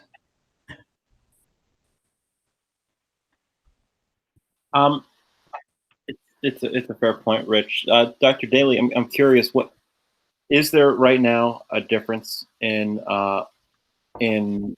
what's being offered to a part-time kindergarten student versus a full-time kindergarten student in what they're actually receiving? I would not say that would be the reason for this refund. This is more to do with what was offered or the enrichment kind of activities offered between March 13th and April 6th. So we felt that this would be sort of a different piece of this, more of a refund to recognize some of that time where there was the enrichment activities, but not the actual engagement of a remote learning program. Interesting. Okay. Excellent point. So, I mean, technically, you could also see that part of the guidance is that we're, now providing a half day of services. That's the guidance. And so I would say that that is also being recognized even during remote learning. If you're paying for a full day of kindergarten, you're receiving a half day. But I do agree with Mr. McGowan's point that is sort of the directive. Everyone in the district, K-12, is receiving that as a school day is being redefined. But this is meant more to recognize some of the loss there from those few weeks when there's no service. Once we resumed the remote learning, we do feel that those students are engaged and they are receiving education. So that's why it's not a complete refund. Thank you. Other thoughts? I mean, I think I can argue against Rich on the opposite way and say that, both full and half day are both receiving half day right now, and one of them's paying for it, the other one's not. And so I think it's hard decisions overall. I mean, we have to try to balance a budget. We have to try to keep it here, but ultimately, me, I never question what the administration is suggesting on any of these things. So I'd be in favor of it. I got a smile at it, Michael. That's good. Does anybody want to make a motion on this one? Rich, or do you not want to do it since you're Janine? How about you do it? No, that's fine. I'll make a motion to refund 145 families, roughly 50% of their payment for services between April, May, and June, for full day and for kindergarten. Second. Any further discussion? Okay, we'll do a roll call vote. Janine? Aye. Diana? Aye. Rich? Based on Patrick's clarification, I'll vote aye. Chris? Aye. And I'm an aye as well. 5-0. Thank you. Mr. Connolly, last one, the full and half day pre-kindergarten. Great. Thank you, everyone. So last one, and again, it's following the same model essentially as the full day kindergarten, recommending partial refunds given to families who paid the full $6,000 tuition payment, or those half day families who pay a $3,000 tuition payment. The final quarter payment is $1,450 for full day and $725 for half day. Again, we essentially received that by March 1st, and those were deposited, so we do have all the funds. So we are recommending offering a 50% refund, which would essentially be $725 to full day pre-K families and $362.50 to half day. You can kind of see the numbers there and what that means financially. For between 15 full day and 14 half day, it's about $15,950. We wish to communicate this out to families. And again, we're very open to doing the same type of scenario with the option to donate all or a portion back to the districts. Great, thank you. Okay. Any comments?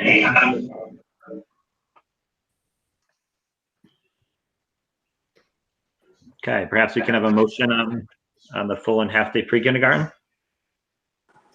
Sure, I'll make a motion to for the full and half day pre-kindergarten to reimburse 50% of the full day of $1,450, and for half day $725 for the services for April, May, and June. Second. Any discussion? Oh, actually, I stated that incorrectly.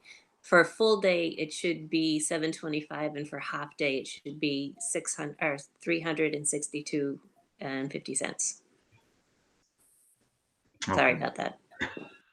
So as modified, we'll do a roll call vote. Janine?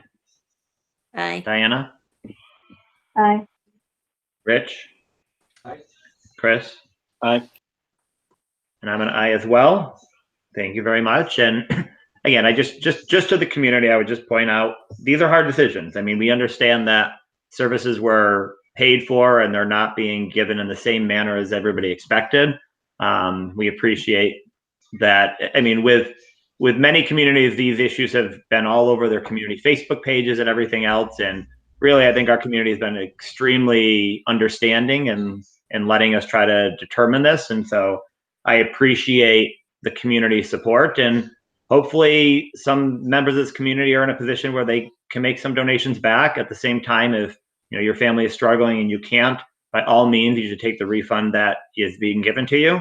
But we're trying to do our best to continue to fund the schools throughout this pandemic as we can. So I appreciate that. And the last thing on here was just for field trips and school travel trips. They'll be handled on a case-by-case basis, refunded as needed. And Mrs. Kane is going to be completing paperwork to refund parents for the Disney trip that was upcoming. Very sad to hear that that's not going to happen, but I know some kids are excited for that. But like everything, it's a challenging time. Mr. Connolly, any final thoughts? Or good? Yeah, go ahead. Oh, that was great. I appreciate the discussion from everyone. Thank you. Rich? I was just gonna ask about the whether the process for refunding the Washington D.C. trip has gone smoothly from the provider. Has there been any issues there? So what's been shared with me from the middle school is that they are not aware of any issues. I did, I've been following very closely a lot of conversation among districts as well as some actions that are being taken with the attorneys general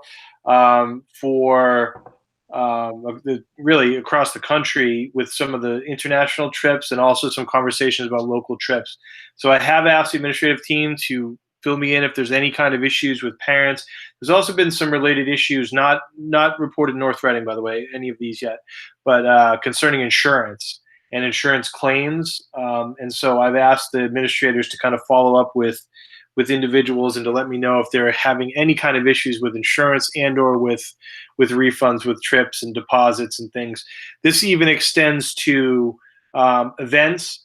If we've booked a ballroom or something, and can we get our deposit back, those type of things. And so at this time, all reports are that the vendors that we're working with have been very cooperative. Some have allowed us to move those deposits forward to a future date. And at this time, there's no issues to report, but I do have that sort of an ongoing agenda item for folks to update us. So DC in particular, I've been told that there are not any issues at this time, and the vendor's been very cooperative to this point. So, thanks, Patrick. I appreciate you having that on your radar. Absolutely. Yeah, and great question, Rich. Okay, we move to the budget workshop for the fiscal year 2021. Mr. Connolly, I turn it over to you again, I assume. Yes, great. Thank you, Mr. Buckley. So there were some handouts provided to you before the meeting, which attempts to kind of provide a financial update on where we stand in relation to the present budget gap and so forth. And so Patrick, is there a way I can present my screen? Do you have to stop sharing yours? Is that? I can try to do that. That's the easiest thing. That's what I'll do. Yeah.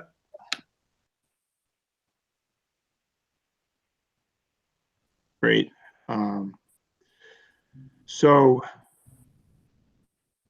yeah, I just thought I would kind of pull up a quick little update on where we stand.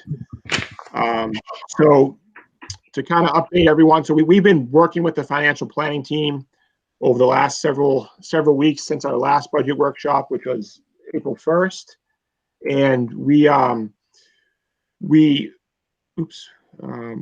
feel that just the most recent meeting occurred last Thursday, and unfortunately we weren't surprised by the news, but we certainly due to a variety of reasons with the state fiscal situation and a need to get more conservative on the local level in terms of our expected income level on around local receipts and licensing and permits and excise taxes and so forth. There is certainly less revenue available, and for the school department, the gap certainly widened from what was $585,000 to actually was about an $886,000 number, which was about $300,000 of essentially all on the revenue side with anticipation now that state aid will be less and local receipts will be less. We've essentially on the fixed cost side, we backed off any assumption that there would be a need to increase the health insurance for new revenue, for new hires and new personnel or, into the district, assuming that that would not be the case under the current financial situation. So if you back out what the revenue plan was carrying in additional health insurance for new positions, we are looking at a present budget gap as of today with the most recent revenue plan of a little over $811,000. So what I've included here is a kind of a brief update. The items that are above the line were all items that we kind of workshopped and discussed at the April 1st workshop. So these are all items that you've seen before. Certainly backing off on the new requests that were part of our original FY21 budget: teaching learning coordinator, reading specialists, the floater custodian, the desire to hire a central office support staff member to help around data and some HR needs, and that was really going to be a consolidation of two positions. So that are currently vacant. So holding off on doing that.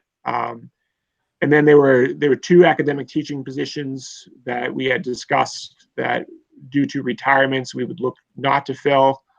And then we had added some money, as a reminder, to help our technology device replacement plan. So we would defer the addition of that line item to help for device replacement next year in the amount of $60,000.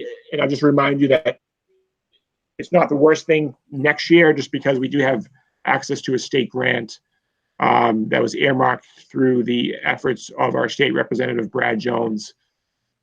So we do have funds to turn to for that, at least for this year. And then we had added an elementary position due to anticipated some class sizes, so we would hold off on doing that. So as a reminder, those were all the items we kind of talked about at that April 1st workshop. Some of the items that we've added to this list, the administrative team got together on Friday afternoon following the finance planning team meeting, and we put our heads together to see where else we could turn. Again, none of these decisions are easy. Everything on this list is difficult. These are not, as we all know and can appreciate, easy decisions. We are still in the process of workshopping. We're going to get together probably later this week. Principals are kind of putting their heads together. We had a very late in the afternoon meeting on Friday after a long week to try to workshop the news that we got Thursday morning at the finance planning team meeting. So we got to come back together. But what we're prepared to do this evening is, these are 4 additional items that we did come to some level of consensus with at that meeting, and everyone's putting their heads together and continuing to look at things this week. But some of the additional items that were not talked about at the April 1st workshop was if we were to delay the hire of the director of facilities position. So as you know, we have a retirement in that position, so that position will be vacant as of July 1. We've posted and we've gotten in applicants, but if we were to delay the hire of that at least 2 months, there's an area of savings we could anticipate for that. We've looked at the student services department, and certainly the director of student services, Cynthia Conan, has weighed in. We do have some vacancy in that position, and we feel we could take a hard look there and restructure some of the vacancies around potentially some team chair positions, and look to use the coordinators a little bit differently next year to save essentially a 0.5 FTE position, which would compute to some savings that are noted here on the document. We've all talked about the assistant superintendent, and certainly something that we know that we absolutely need that vacancy. But if we defer the official hire date again until September 1, there's an area of savings that could be achieved. And then looking at the high school, we again, there's a vacant position, or a position due to become vacant at the end of this year. And if we looked maybe not to fill that position fully, and looked at a 0.6 and tried to there's some decline. There was a decline in enrollment at the high school. We could capture some savings there. So all being said, when you look at all the items here on the list, we get to a little over $672,000. We're still just shy of $140,000 shy of where we would need to be, that we would need to continue to look at and put our heads together. As the note says here, we've certainly continued to workshop these items, and we're going to continue to look at it, all areas in the coming weeks. But we do remain short of a balanced budget by a little over $138,000. It's fair to say, any further reductions that were talked about by the administrative team would certainly be impacting, program offerings, potential class sizes at across the board, elementary and secondary level, or potentially taking on additional financial risk. So, so here we are at May 4th having this budget workshop. We wanted to kind of see where the committee was. The finance planning team is going to continue to review available revenues. We're going to meet weekly. We anticipate having an update this Thursday and then another update the following week, next week, as we get some updates at the state level and so forth. But we anticipate bringing a final list back to the group at the May 18th meeting. And hopefully things change and this number can be shortened. But at this point, we're not extremely hopeful of that, to be honest. But this is where we stand. So with that being said, I'll kind of turn it over to Chairman Buckley or to the committee. Thank you, Mr. Connolly. The only things I would add here would be, first and foremost, the way that we got to this budget, the 886 gap down to 811. I mean, we reduced the state aid that we're getting by about 5% less than we got this year, and a lot of local receipts, as you said. We think that's being somewhat conservative, but it could be even worse than that. And there's been discussion about if we can't have town meeting, if we have to go to a 1/12 budget, or the state budget very well might not, be prepared in time to actually get real revenue numbers. So even this has some risk in there. I have comments and thoughts on this, but I don't want to. I want to open it up to other people first, and so kind of go around and see if people have thoughts or comments on any of these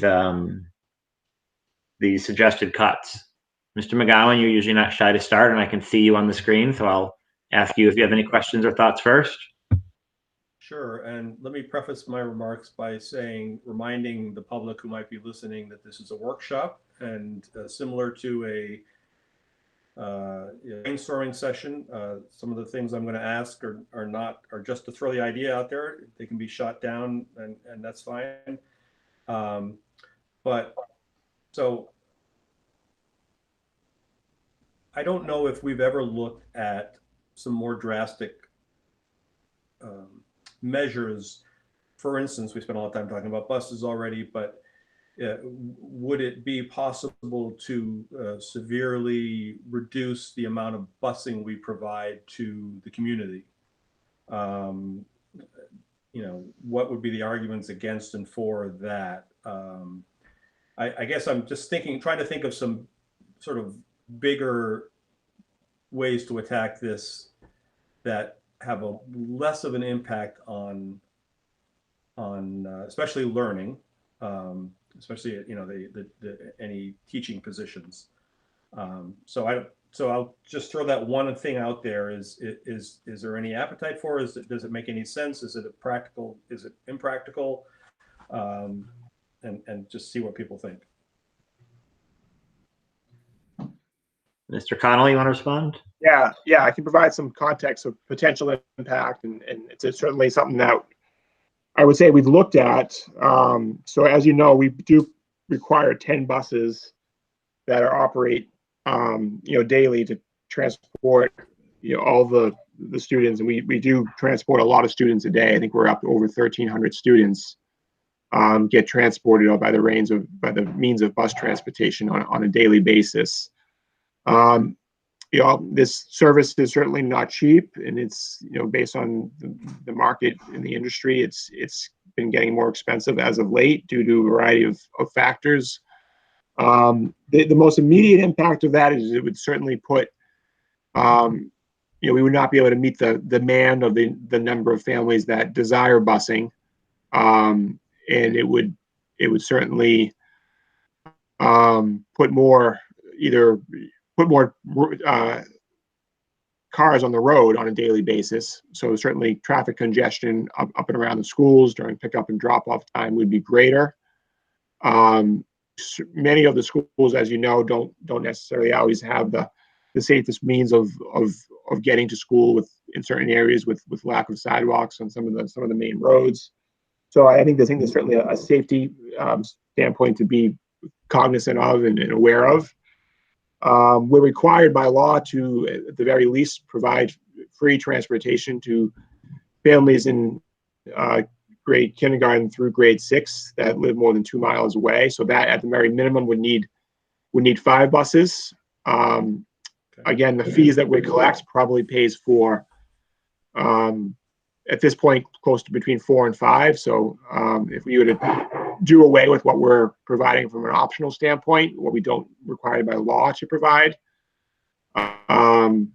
you would be, there would be maybe a small level of savings there based on the user fee that we're currently collecting, but it would certainly be something probably in the range of between $40,000 and $50,000. But I think it's going to certainly put more cars on the road, which I think is a concern, and from a safety standpoint, it's going to potentially have an impact as well.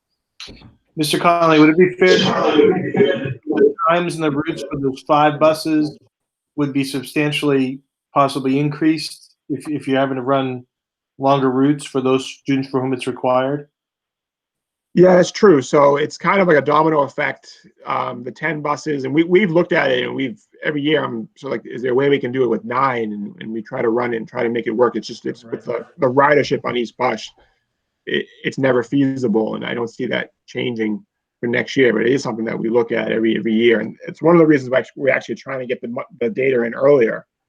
It was challenging when data was coming in August to even consider that, but now we're trying to get it in the beginning of, in May, and get it by June 1st, so we can analyze those types of things a little bit better. But I definitely think that's possible, because we run that 4-tiered approach, and if you eliminate a bus, you're potentially now impacting, small changes in the bus world have big impact, and we're potentially impacting us getting all the buses to school on time, on a consistent basis, for sure. So to recap it, basically, we're going to need 5 buses no matter what, just to meet our legal obligations.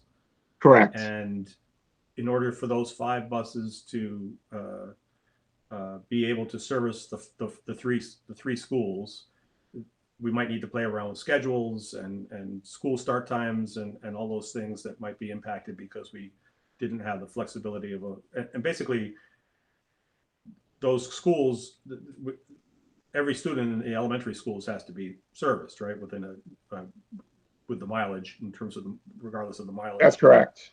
Yeah, so it's basically That's most correct. of the population of all the schools. Okay, I understand. Thank you.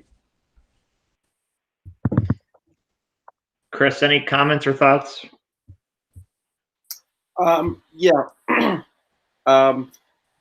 Just a question regarding the idea of potentially delaying the appointment of the assistant superintendent position.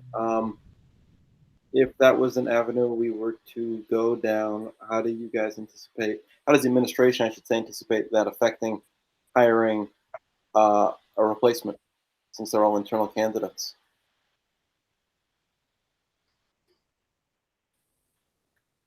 So, Let me address this. Dr. Daly? Yeah, Dr. Yeah. So I'll just address that, Chris. It's a good question. This is obviously not an area that we're looking to go, but based upon the conversations we've had with this group before, and the fact that it's still sort of a current topic, we felt that it is something that I could offer. A lot of this burden will fall directly on me, especially during the summer season with the grants. We're going through a coordinated program review that would have been this spring that now is pushed off to the summer. It's also the hiring season. There's just a lot of things that we're doing. We're not getting the HR position. We're also, I think what a lot of people don't fully understand about this position is how much of the human resources piece is done by this role, not the financial piece as much as the other side of human resources. One reason why I've put it on here as an offer, in addition to just being something that I feel a lot of this, each school is contributing ideas, and this is an idea from the superintendent's office. But I also feel that given the transitions, both the end of the year and the beginning of the year, given our internal candidates, I think there is some value to having one of those folks, if they are to continue, to be interested in the position, to be there when school opens. And so, this does say delay the appointment. I'm not 100% sure that I would delay the appointment as much as the start date. And I know when Michael presented it, that's how he presented it as well. There's still a part of me that thinks I may make a decision and make an appointment, but then allow that person to continue in the role that he or she is currently in order to help with some of those transitions back to school. So this is not something I'm really in favor of, and this is not something that we can sustain. I put this out there as a proposal because I did not want to do a mid-year replacement last year, which is the reason why. But I think the very unique circumstances right now also of trying to conduct a search for a principal or a director at this time is challenging. And so for all of those reasons, I could support in this very unique budget time an extension of our current situation, which would involve myself doing a lot of the responsibilities and also having some help from some of the other folks involved. Sure. And I appreciate that, really every one of these ideas here is a bad thing to lose. These are all, I don't want to say it this way, they're all bad ideas. They're just the least bad ideas, the things that we can maybe tolerate giving up. I would just be concerned, like you, I would hate to see the delay in the appointment, and I would just be a little concerned about how well we could find a replacement principal, for example, to start September. I don't know how easy or difficult that is as compared to the norm, and that's just something I was concerned of. Yes, I agree. Those are all part of the challenges. So it's certainly part of what we're thinking about. Great. Mrs. Botwell, any questions or thoughts? I don't have any questions. I mean, it's defeating across the board, right? You don't want to see or be in this position. And I know the due diligence was done to really, think about what we were trying to put forward and understanding we need to cut it, as well as thinking outside of the box on ways that we can, and obviously these are thinking outside of the box on ways that we could reduce the gap even more. So I appreciate the hard work that went into this. I know it's challenging. And I'm also just taking away today that you're still working on it, right? The number is not hard coded yet. You still have to work through it. We still have a delta. We're not even sure how significant that delta is going to be.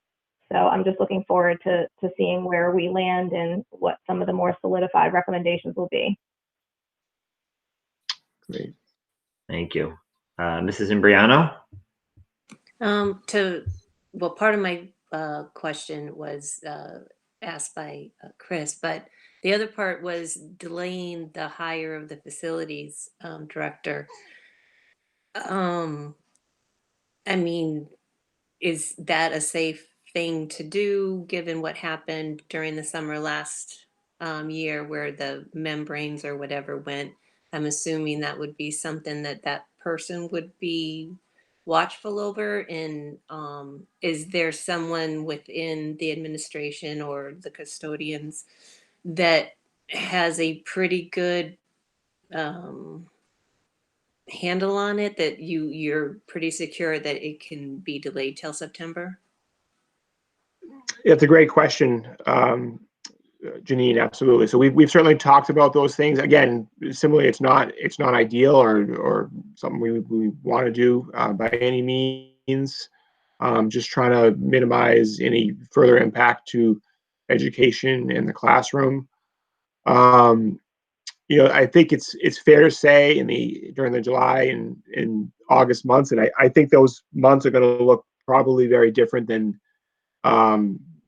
they ever have, with probably not much any activity in the buildings other than cleaning and the maintenance work. Hopefully that's all going to, maintenance will resume in those summer weeks.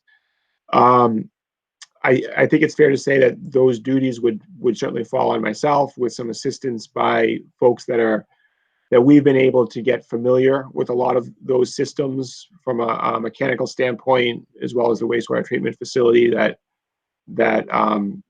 we can rely on. I think there are some people that are in-house that are part of the custodial staff that are aware that we would turn to, and during these weeks, certainly rely on our contractors as well. And then there's also the potential, and I've factored in some of this in that number, that we would potentially the current person would potentially stay on a very part-time basis, a day and a half a week to come in and check in and assist during that July and August time period. So that would be the best approach we would have to kind of handle those situations. You'd like to feel like the membrane is not terribly stressed, given the lack of people in the building over the last few months, but who knows? Right. I mean, we replaced the membranes.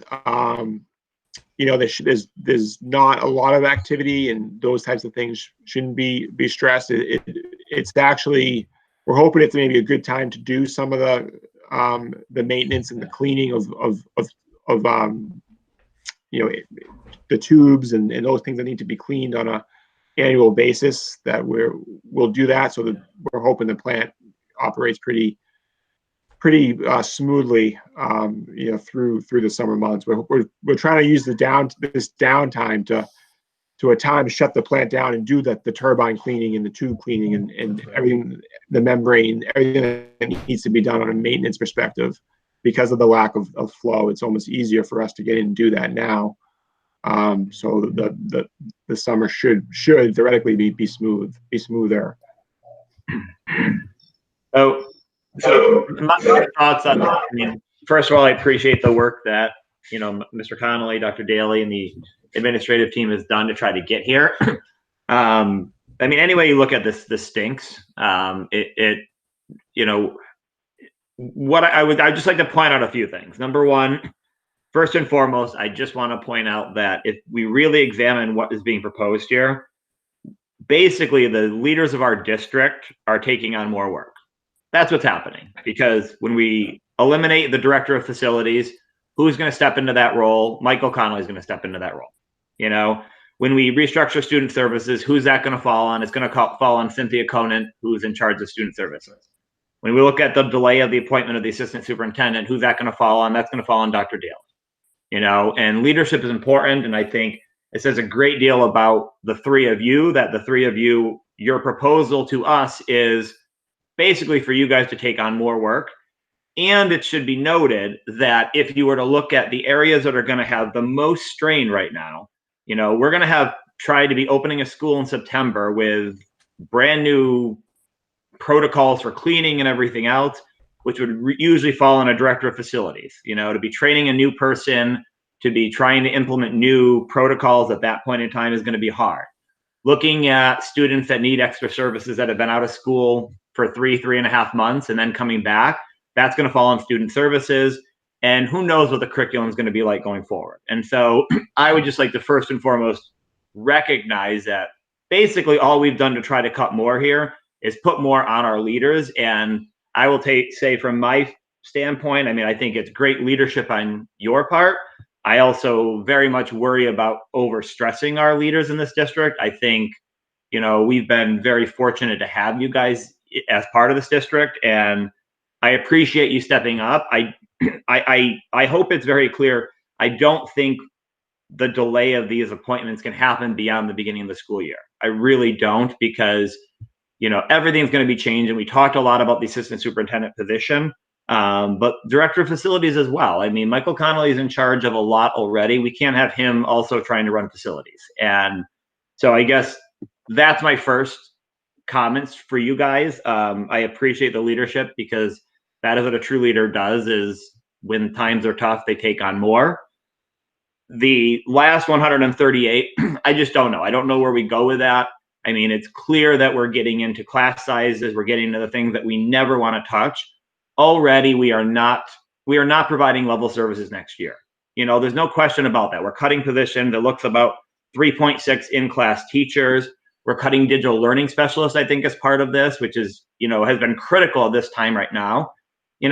Anything more than this, I just don't know. And I think at some point in time, we need to look to the town and say, we've collected rainy day funds, and, we've cut to where we think we can cut. And at some point in time, we have to go back and say, we have to tap into rainy day funds, because, I just don't know that we can cut much further. I mean, we've cut everything we can that's outside of the classroom at this point in time. And, this district has, for years, been trying to get to a point where we have, a decent student to class, teacher to student ratio.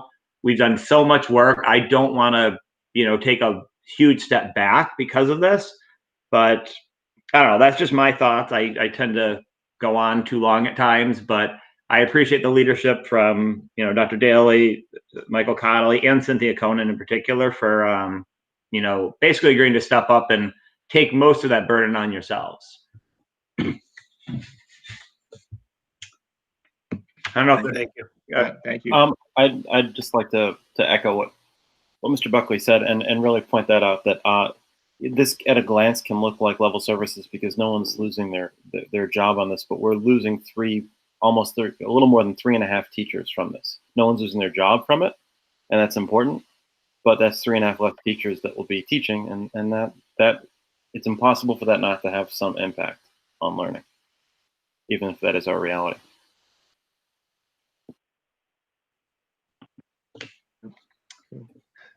Any other comments, thoughts, questions on this? Scott, that was an excellent point. The Mike, Patrick, and Cynthia taking on more responsibility, working harder than they are already, just to save monies and positions and programs. So, point well made. Okay. Well, thank you. Yeah, thank you everybody for your thoughts on this. And obviously, still work to be done. We're not at a balanced budget. We don't even know if this is the revenue plan, but I think we really need to really look at, as a town, as a community, as a school district, we really need to look at, what more we can cut without really hurting the students. And, I appreciate getting this close. I mean, when we look at what we were looking for, and not even our recommended budget of what we really need going forward, but even just a modified level services budget, we were asked to cut almost $900,000 out. We're down to $138,000. That is a significant cut from what what this district is saying we think we need academically. And I just don't know if we can get much further than this, to be perfectly honest. And I know the town is also struggling on their side, the municipal side, but I don't know. I don't know where we go from there, but I appreciate the work that's been done so far. So thank you, guys. Thank you. Thank you for the comments, everyone. Thank you. Okay. So if there's no more on the budget, we'll move on. We have an update on the superintendent evaluation. Am I turning it over to you, Mr. McGowan, or Mr. Papavasilio? Oh, well pronounced. So yes, this is the formative evaluation for our formative step in the evaluation process for Dr. Daly as our new superintendent of schools. We as a committee have looked over his goals as he's created, and also the evidence that he's submitted that he's on the path of those goals right now. And this is just a chance for us to share some of our thoughts or raise any questions without really passing any judgment or rating any performance, but really just pointing things out that we've noticed and providing comment. I've compiled comments from the school committee, and I'll just share those collectively. And if any individual members of the committee want to jump in after each of the 6 goals, then feel free to jump in at that point. Looking at goal 1, which is Dr. Daly's professional practice goal, and I think just for the record, I'll quickly read the goals out as I come to them for the context of people following along. So to ensure the continued highest level of effective strategic leadership for the North Reading Public Schools, the superintendent will continue to engage in and support professional development activities that will further develop his skills in strategy development, data analysis, instructional leadership, leadership team development, and school committee superintendent relations. Some comments from the committee basically reflect the idea that this goal, when first brought up by Dr. Daly, seemed like it's a great goal for kind of getting into the job for kind of a training regimen, learning what's going to be going on. And of course, nobody suspected that Dr. Daly would be thrown into the deep end quite like he has with COVID-19. Clearly, he's been doing an excellent job with that and of facilitating with other communities, basing his decisions off of what he learns. Some of the thoughts that come up are wondering if part of this goal should be adapted toward the assistant superintendent of curriculum in terms of working with him for professional development, him or her, excuse me, and just general praise that unlike other goals that might have been delayed due to COVID-19, this goal was accelerated, and Dr. Daly has so far done an exceptional job of keeping up with it.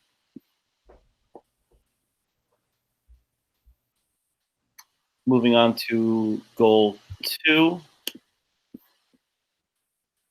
Dr. Daly's goal is that the superintendent, quote, will work to create the conditions necessary for all students to achieve at the highest levels. By the end of the 2019-2020 school year, the superintendent will review each of the school improvement plans for the 5 schools and collaborate on the individual goals of the principals at each school. Strong collaboration with school principals and other administrators on the development of administrator goals, activities, and benchmarks will serve to establish a framework for elevating student achievement through targeted efforts. Here, some thoughts were interested in learning how this practice goal has changed without school meeting in person. Some of the evidence submitted was the idea of instituting a half an hour per week in which administrators would be, excuse me, I don't have the evidence document in front of me, would be available to kind of meet and work. And has this turned into a virtual meeting? In other ways, what's the impact on the development of school improvement plans through the school councils, and how has the work with administrators on developing school improvement targets been progressed? This is for all of these. Dr. Daly is clearly on the path towards meeting all these goals, but these were some of the questions brought out. Chris, should I comment on that or wait till the end? It's really I'm in trying to model this a little different, both in the virtual format and also just in this being formative. Yeah, please chime in anytime you have anything to add. And again, I'll say that we're only offering this as questions we're sure kind of exploring as we go. If now is an appropriate time, or sometime between now and July, really whatever works best for sure. you. I'll just jump in on this one quickly. My thought with this goal is that maybe for the evidence through July is that I would modify it a little bit to take a look at what this would look like with remote learning, with remote class visits, with remote check-ins for evaluation for principals. And just to clarify that, I've been pretty clear with principals even before all of this happened that the changes would not be measurably demonstrated in their school improvement plans for this year, because the idea is that we're gathering this data, we're making these changes, we're going to update our district plan over the summer, and then those next plans that are developed would be very different. But all of those things will be incorporated, and you might see certainly there's going to be some differences to the school improvement plans reflecting the situation we're in. So you will see a little bit of a difference, but not a major difference until next year. And can I just ask real quick, Dr. Daly, Mhm. are school councils still active during this for the last few months? They have been in different ways. There were some discussions around posting meetings and things, and so they had to go virtual, similar to what we've done. Yep. They still have been active, and they still are working to draft those plans that would be presented to you in June, and to get that feedback. Great, thank you. And so I've given them, like I said, I gave them sort of a streamlined version of what to include, maybe a few suggestions, and I believe that everything's on course for that.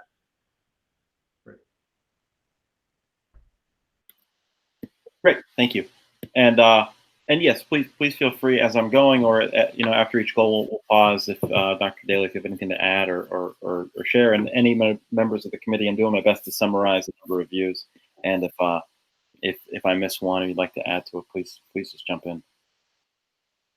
Dr. Daly's third goal for strategic for district improvement. Sorry, the first goal for district improvement is third goal overall. The superintendent will use his entry findings to facilitate the development of the school district's new strategic plan, NRPS 2025, a strategy for the future that includes a shared vision and strategic direction for the North Reading Public Schools. The strategic plan includes identified objectives in the areas of teaching and learning, student support services, and technology integration. The strategic plan serves as a blueprint for elevating student achievement and providing an overall advancement of the school district throughout the year 2025. Dr. Daly has indicated that it makes sense to pause this goal, and the committee as a whole thinks that absolutely makes perfect sense given the circumstances of COVID-19. With one question regarding hearing any thoughts about what our new reality, how our new reality will impact the long-term planning process. Absolutely. So that would be incorporated into what I submit in July for sure. Yep. Great, thank you. Here we are. District Improvement Goal 2, the superintendent will actively participate in the comprehensive review of the school district's emergency operations plan through collaboration with both school and public safety personnel. New initiatives will be implemented as applicable. So clearly this, like all of our goals, or many of the goals, have been really affected by COVID-19.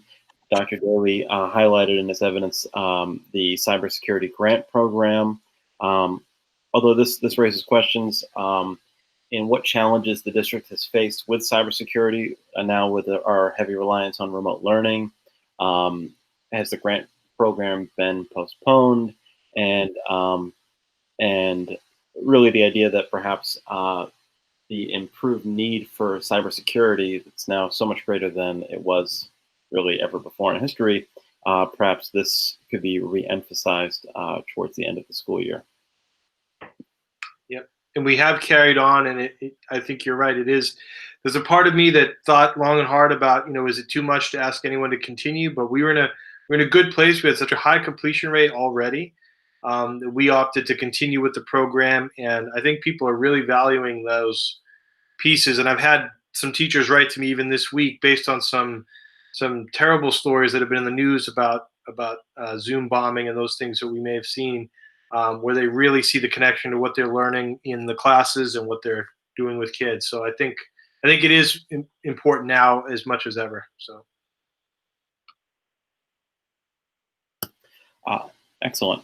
The next goal, District Improvement Goal 3. The superintendent will work to increase the use of social media and other technologies to serve as methods of communication and as informational resources among and between the school district and the community.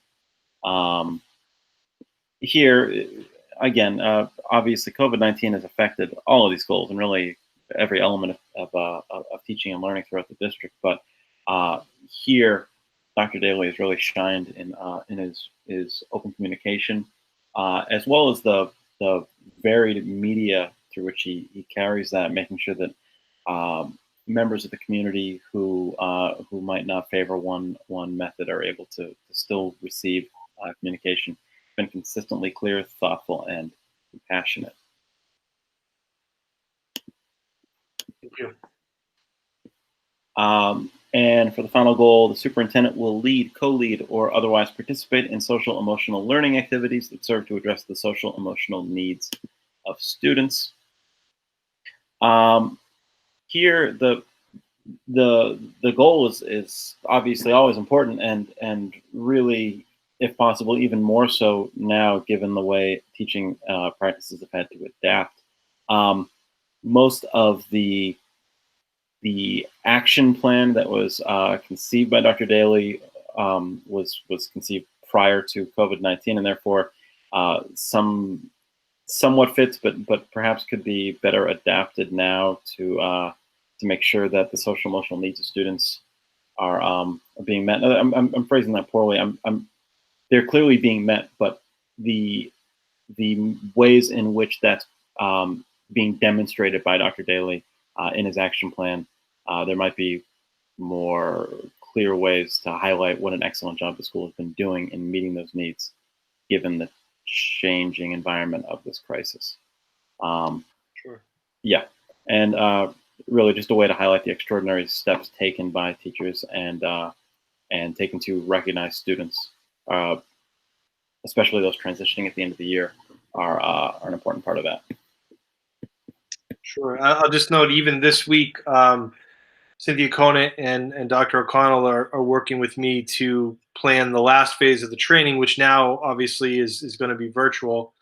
And we have sort of a good hybrid plan there for that third phase of the training. So I think it's fair to say what I'm hearing in feedback makes a lot of sense, is that for the July summative portfolio that I'll submit at the end of the school year, to put everything through the lens of the current situation we're in, and maybe there's some modifications to goals to reflect the situation we're in, as well as the original goals as they were intended, which I think makes a lot of sense for the second submission. Great, yeah, and I think overall, in really in each of these goals, and taken as a whole, progress is clearly evidenced in everything submitted, that Dr. Daly is on track for all of these goals, and is doing an excellent job even before considering the over and above extraordinarily difficult situation he's in, and how tremendously he's been coping with that and leading our schools. Thank you. I appreciate the feedback from everyone. Any comments from the committee? And I would say you're doing a great job, Dr. Daly. I mean, I think we all kind of said it the same way, where, I think you were on track for the goals, or you were meeting the goals already. And, we're all throwing this wrench, and some of the goals became even more important or changed a little bit. But, I think you've been great at adapting, and appreciate having you as the leader of our district right now. Thank you. Okay. So we'll move on to routine matters. So we can go ahead. Sheepishly, I need to admit that I forgot to do it, but obviously I think he's more than just on target. But so I just wanted to put that out there. I think he's doing a wonderful, wonderful job. Thank you very much. It's okay, Janine. For what it's worth, I'm on the evaluation committee, and I just did it like at 5 o'clock today. So You guys were going to get away with it. I was nice. You did a great job keeping it neutral, Chris. Right? I'm in the same boat if it makes you feel better. Yeah, Dr. Daly, excellent job. We've been paying I think what we're saying is I evaluate you, Patrick. Sorry. Okay, let's move on. Let's go to the minutes. So for routine matters, we have the minutes. So we need a motion on the April 1st. Janine will kind of look to you here. A motion to accept the April 1st, 2020 minutes. Certainly. For the April 1st, 2020 minutes for the regular open session. Oh my gosh, I just totally went blank. I make a motion to accept the open session regular minutes for April 1st, 2020, as written. I second. Second. Okay, Chris with the second. Anybody notice anything on this? Any discussion? Okay, we'll do a roll call. Janine? Aye. Chris? Aye. Diana, Aye. Rich, Aye. I'm an aye as well. Motion passes unanimous. And Janine for the April 15th, 2020. I make a motion to accept the open session, public hearing, budget hearing for April 13, as written.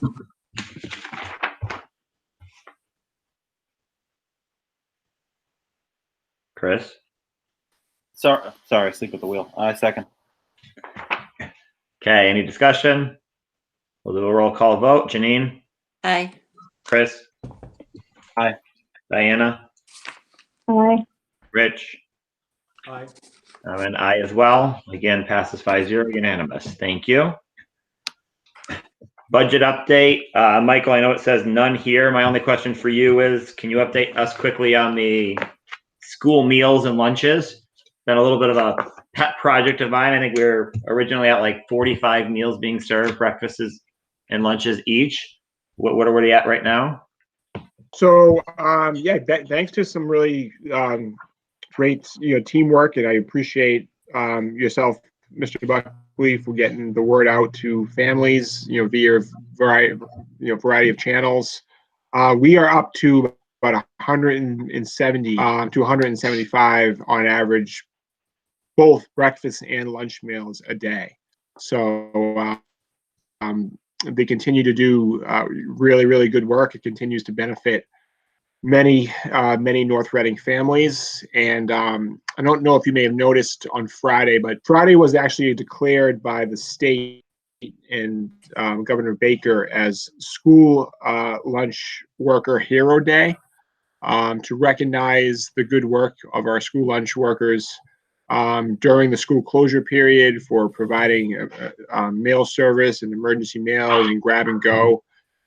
And North Reading has certainly been a big part of that movement, and we've been they've been really doing exceptional work and providing a really important service to many families. So we did take some time to celebrate their work on Friday, and I think they were very appreciative. But I want to extend my sincere thanks to Anna McGovern, who's been the food service director, through Chartwell's, who's been overseeing the food service associates in their work, and as well as the drivers that have continued to come in and deliver meals as well. So it's been a great operation, and it's been a success story.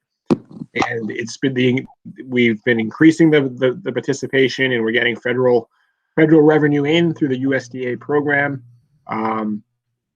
And I believe Dr. Daly is going to share with you, I'll just maybe a little bit later, but we also was notified on Friday afternoon that we did receive a grant that we had applied for in the tune of $4,250 to help us fund the cost of our grab and go program. So we had filled out an application 2 or 3 weeks ago. We weren't sure, and we were interviewed on Friday afternoon, and we were notified late Friday and that our application approved. So that's exciting news as well.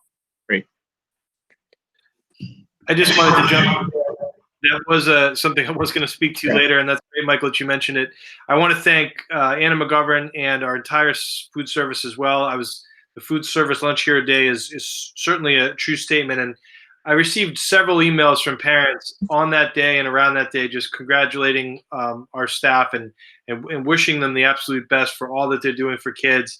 I think our parents too have adjusted to the difference in the numbers, and there were some changes that came across that took some adjusting, but our food staff adapted so well to that. I mean, when you increase that number, you also have, you're making more lunches, there's more people to serve, there's more people to get that are in need, and I think we've made all those adjustments, and our team has done great. And Anna is not just a leader, she's actually in there with her sleeves rolled up, serving lunches and working with parents every day, as is our whole staff. And the same goes for Michael, really working with Anna and getting that grant and getting that funding is huge for us. And, even just getting the advertising out, putting things on the website, designing packages, this wouldn't happen without Michael's leadership. And I want to give him a shout out there as well. Perfect. Thank you very much. any other, and thank you, Michael, for the work on the grant and everything with food service. Any other budget updates, Michael, or we pretty much budgeted out for the day? Yeah, none at this time, but thank you. Okay. Dr. Daly, any staffing or bids and donations? None at this time. Okay, so move on to subcommittee updates. I don't know if we usually update on CIPC. Is there anything you want to mention about CIPC? Anybody? I was at the last meeting. We continued to meet virtually, and we have made a decision that essentially almost all of the items, with the exception of just a few, are going to be deferred until the October town meeting. I know we had talked a little bit about that at the last meeting. Although there's one school item that is going to go forward at this town meeting or to the select board for approval at the next select board meeting, and consistent with the town request. So there's the two pickup vehicles that are mainly used for snow plowing, both on the town side and on the school side. They're both the same year, the same number of mileage, the same wear and tear. Those two vehicles, due to the urgency around having them for the snow and ice season, are going to go on the June town meeting, or be recommended to go in the June town meeting. And then I believe the town hall boiler, which is in very difficult shape, is going to go. And then everything else that's not being either funded through an enterprise fund or with the town road program with Chapter 90 funds is going to be deferred until the fall town meeting. Okay. Thank you, Michael. Yeah, I have a feeling it's going to be bad news overall from CIPC, but hopefully that is not correct. And finance planning team, for the update, I think we've talked a lot about where we got to for the revenue when we went through the budget workshop, so I think there's nothing more. Subcommittee schedule on Thursday, May 7th at 8:15 a.m. We have a finance planning team meeting again. For administrative report, Dr. Daly, I turn it over to you. Thank you. I do believe that just about everything I was going to speak to was covered at some other places. I'm going to speak about the graduation conversation, which we had Emily earlier. I was going to speak about this grant. I will mention one other grant that we received. I mentioned a few months ago, but I just wanted to give an update on that. That's the digital literacy computer science that Dr. Downs has been working on. Some great collaborative work. I know he's very excited about the work, and I'm very impressed how our teachers have found the time to do this work despite all the enhancements of having to do remote learning. And they're still having some great collaborative conversations around the expansion of our digital literacy computer science. And it's really, just a testament to how dedicated our team is, and our teachers and our digital learning team, to expanding the goals and vision around digital learning computer science. And so there's a lot of professional development that this grant's going to be able to cover, and we're very excited about those opportunities. So it's been great to watch them. There were several days last week where they had several hours of engagement, and it was, I was able to listen in and participate in some of that as well. It's been really well received. Excellent, thank you. For correspondence, none at this time, Dr. Daly? None at this time. Okay, for future business. So tomorrow we have an executive session meeting. So for the members of the committee, you should have 2 links there. So everybody will have to go into the public meeting first, then we have to vote to go into an executive session for purposes of negotiations with unions. And then we'll go to a separate link for that. On May 18th, we're supposed to have a school committee meeting with a budget vote. While that's on the agenda, I don't really know what's going on. I mean, town meeting has been pushed to June, and so I hope that we can finalize some numbers by then, but I don't know. I don't know if that's going to happen or not. We'll see. And then June 1st, we have a meeting. Both of them are 6:30 p.m. There'll be, phone numbers sent out to the public and links to the committee. I think that's all. So Mr. Buckley, just to tomorrow's point, I will send a reminder email right before 3:30 p.m., which will be the first meeting, and folks can click on that one. And then once we're in that meeting, I will send the other one. So then there's just a little less confusion. I know there's lots of different emails coming out with all these different sessions between tonight and tomorrow. So that'll be the reminder. I'll send one out right before 3:30, and then I'll send another one after 3:30, so we're not confused. Okay, thank you. So if there's nothing else, I'll entertain a motion to adjourn. I will make the motion to adjourn. Okay, Janine and I'll second. Rich will second. There we go. So roll call vote. Janine, Aye. Rich, Aye. Chris, Aye. Diana, Aye. and I am an aye as well. Unanimous. Thank you very much, everyone. And for any members of the community that listen, thank you guys. Great. Thank you. Thanks, Have a everyone. great evening, Thank everyone. you, everyone. Have a Bye, good all. night. Have a good night. Bye-bye.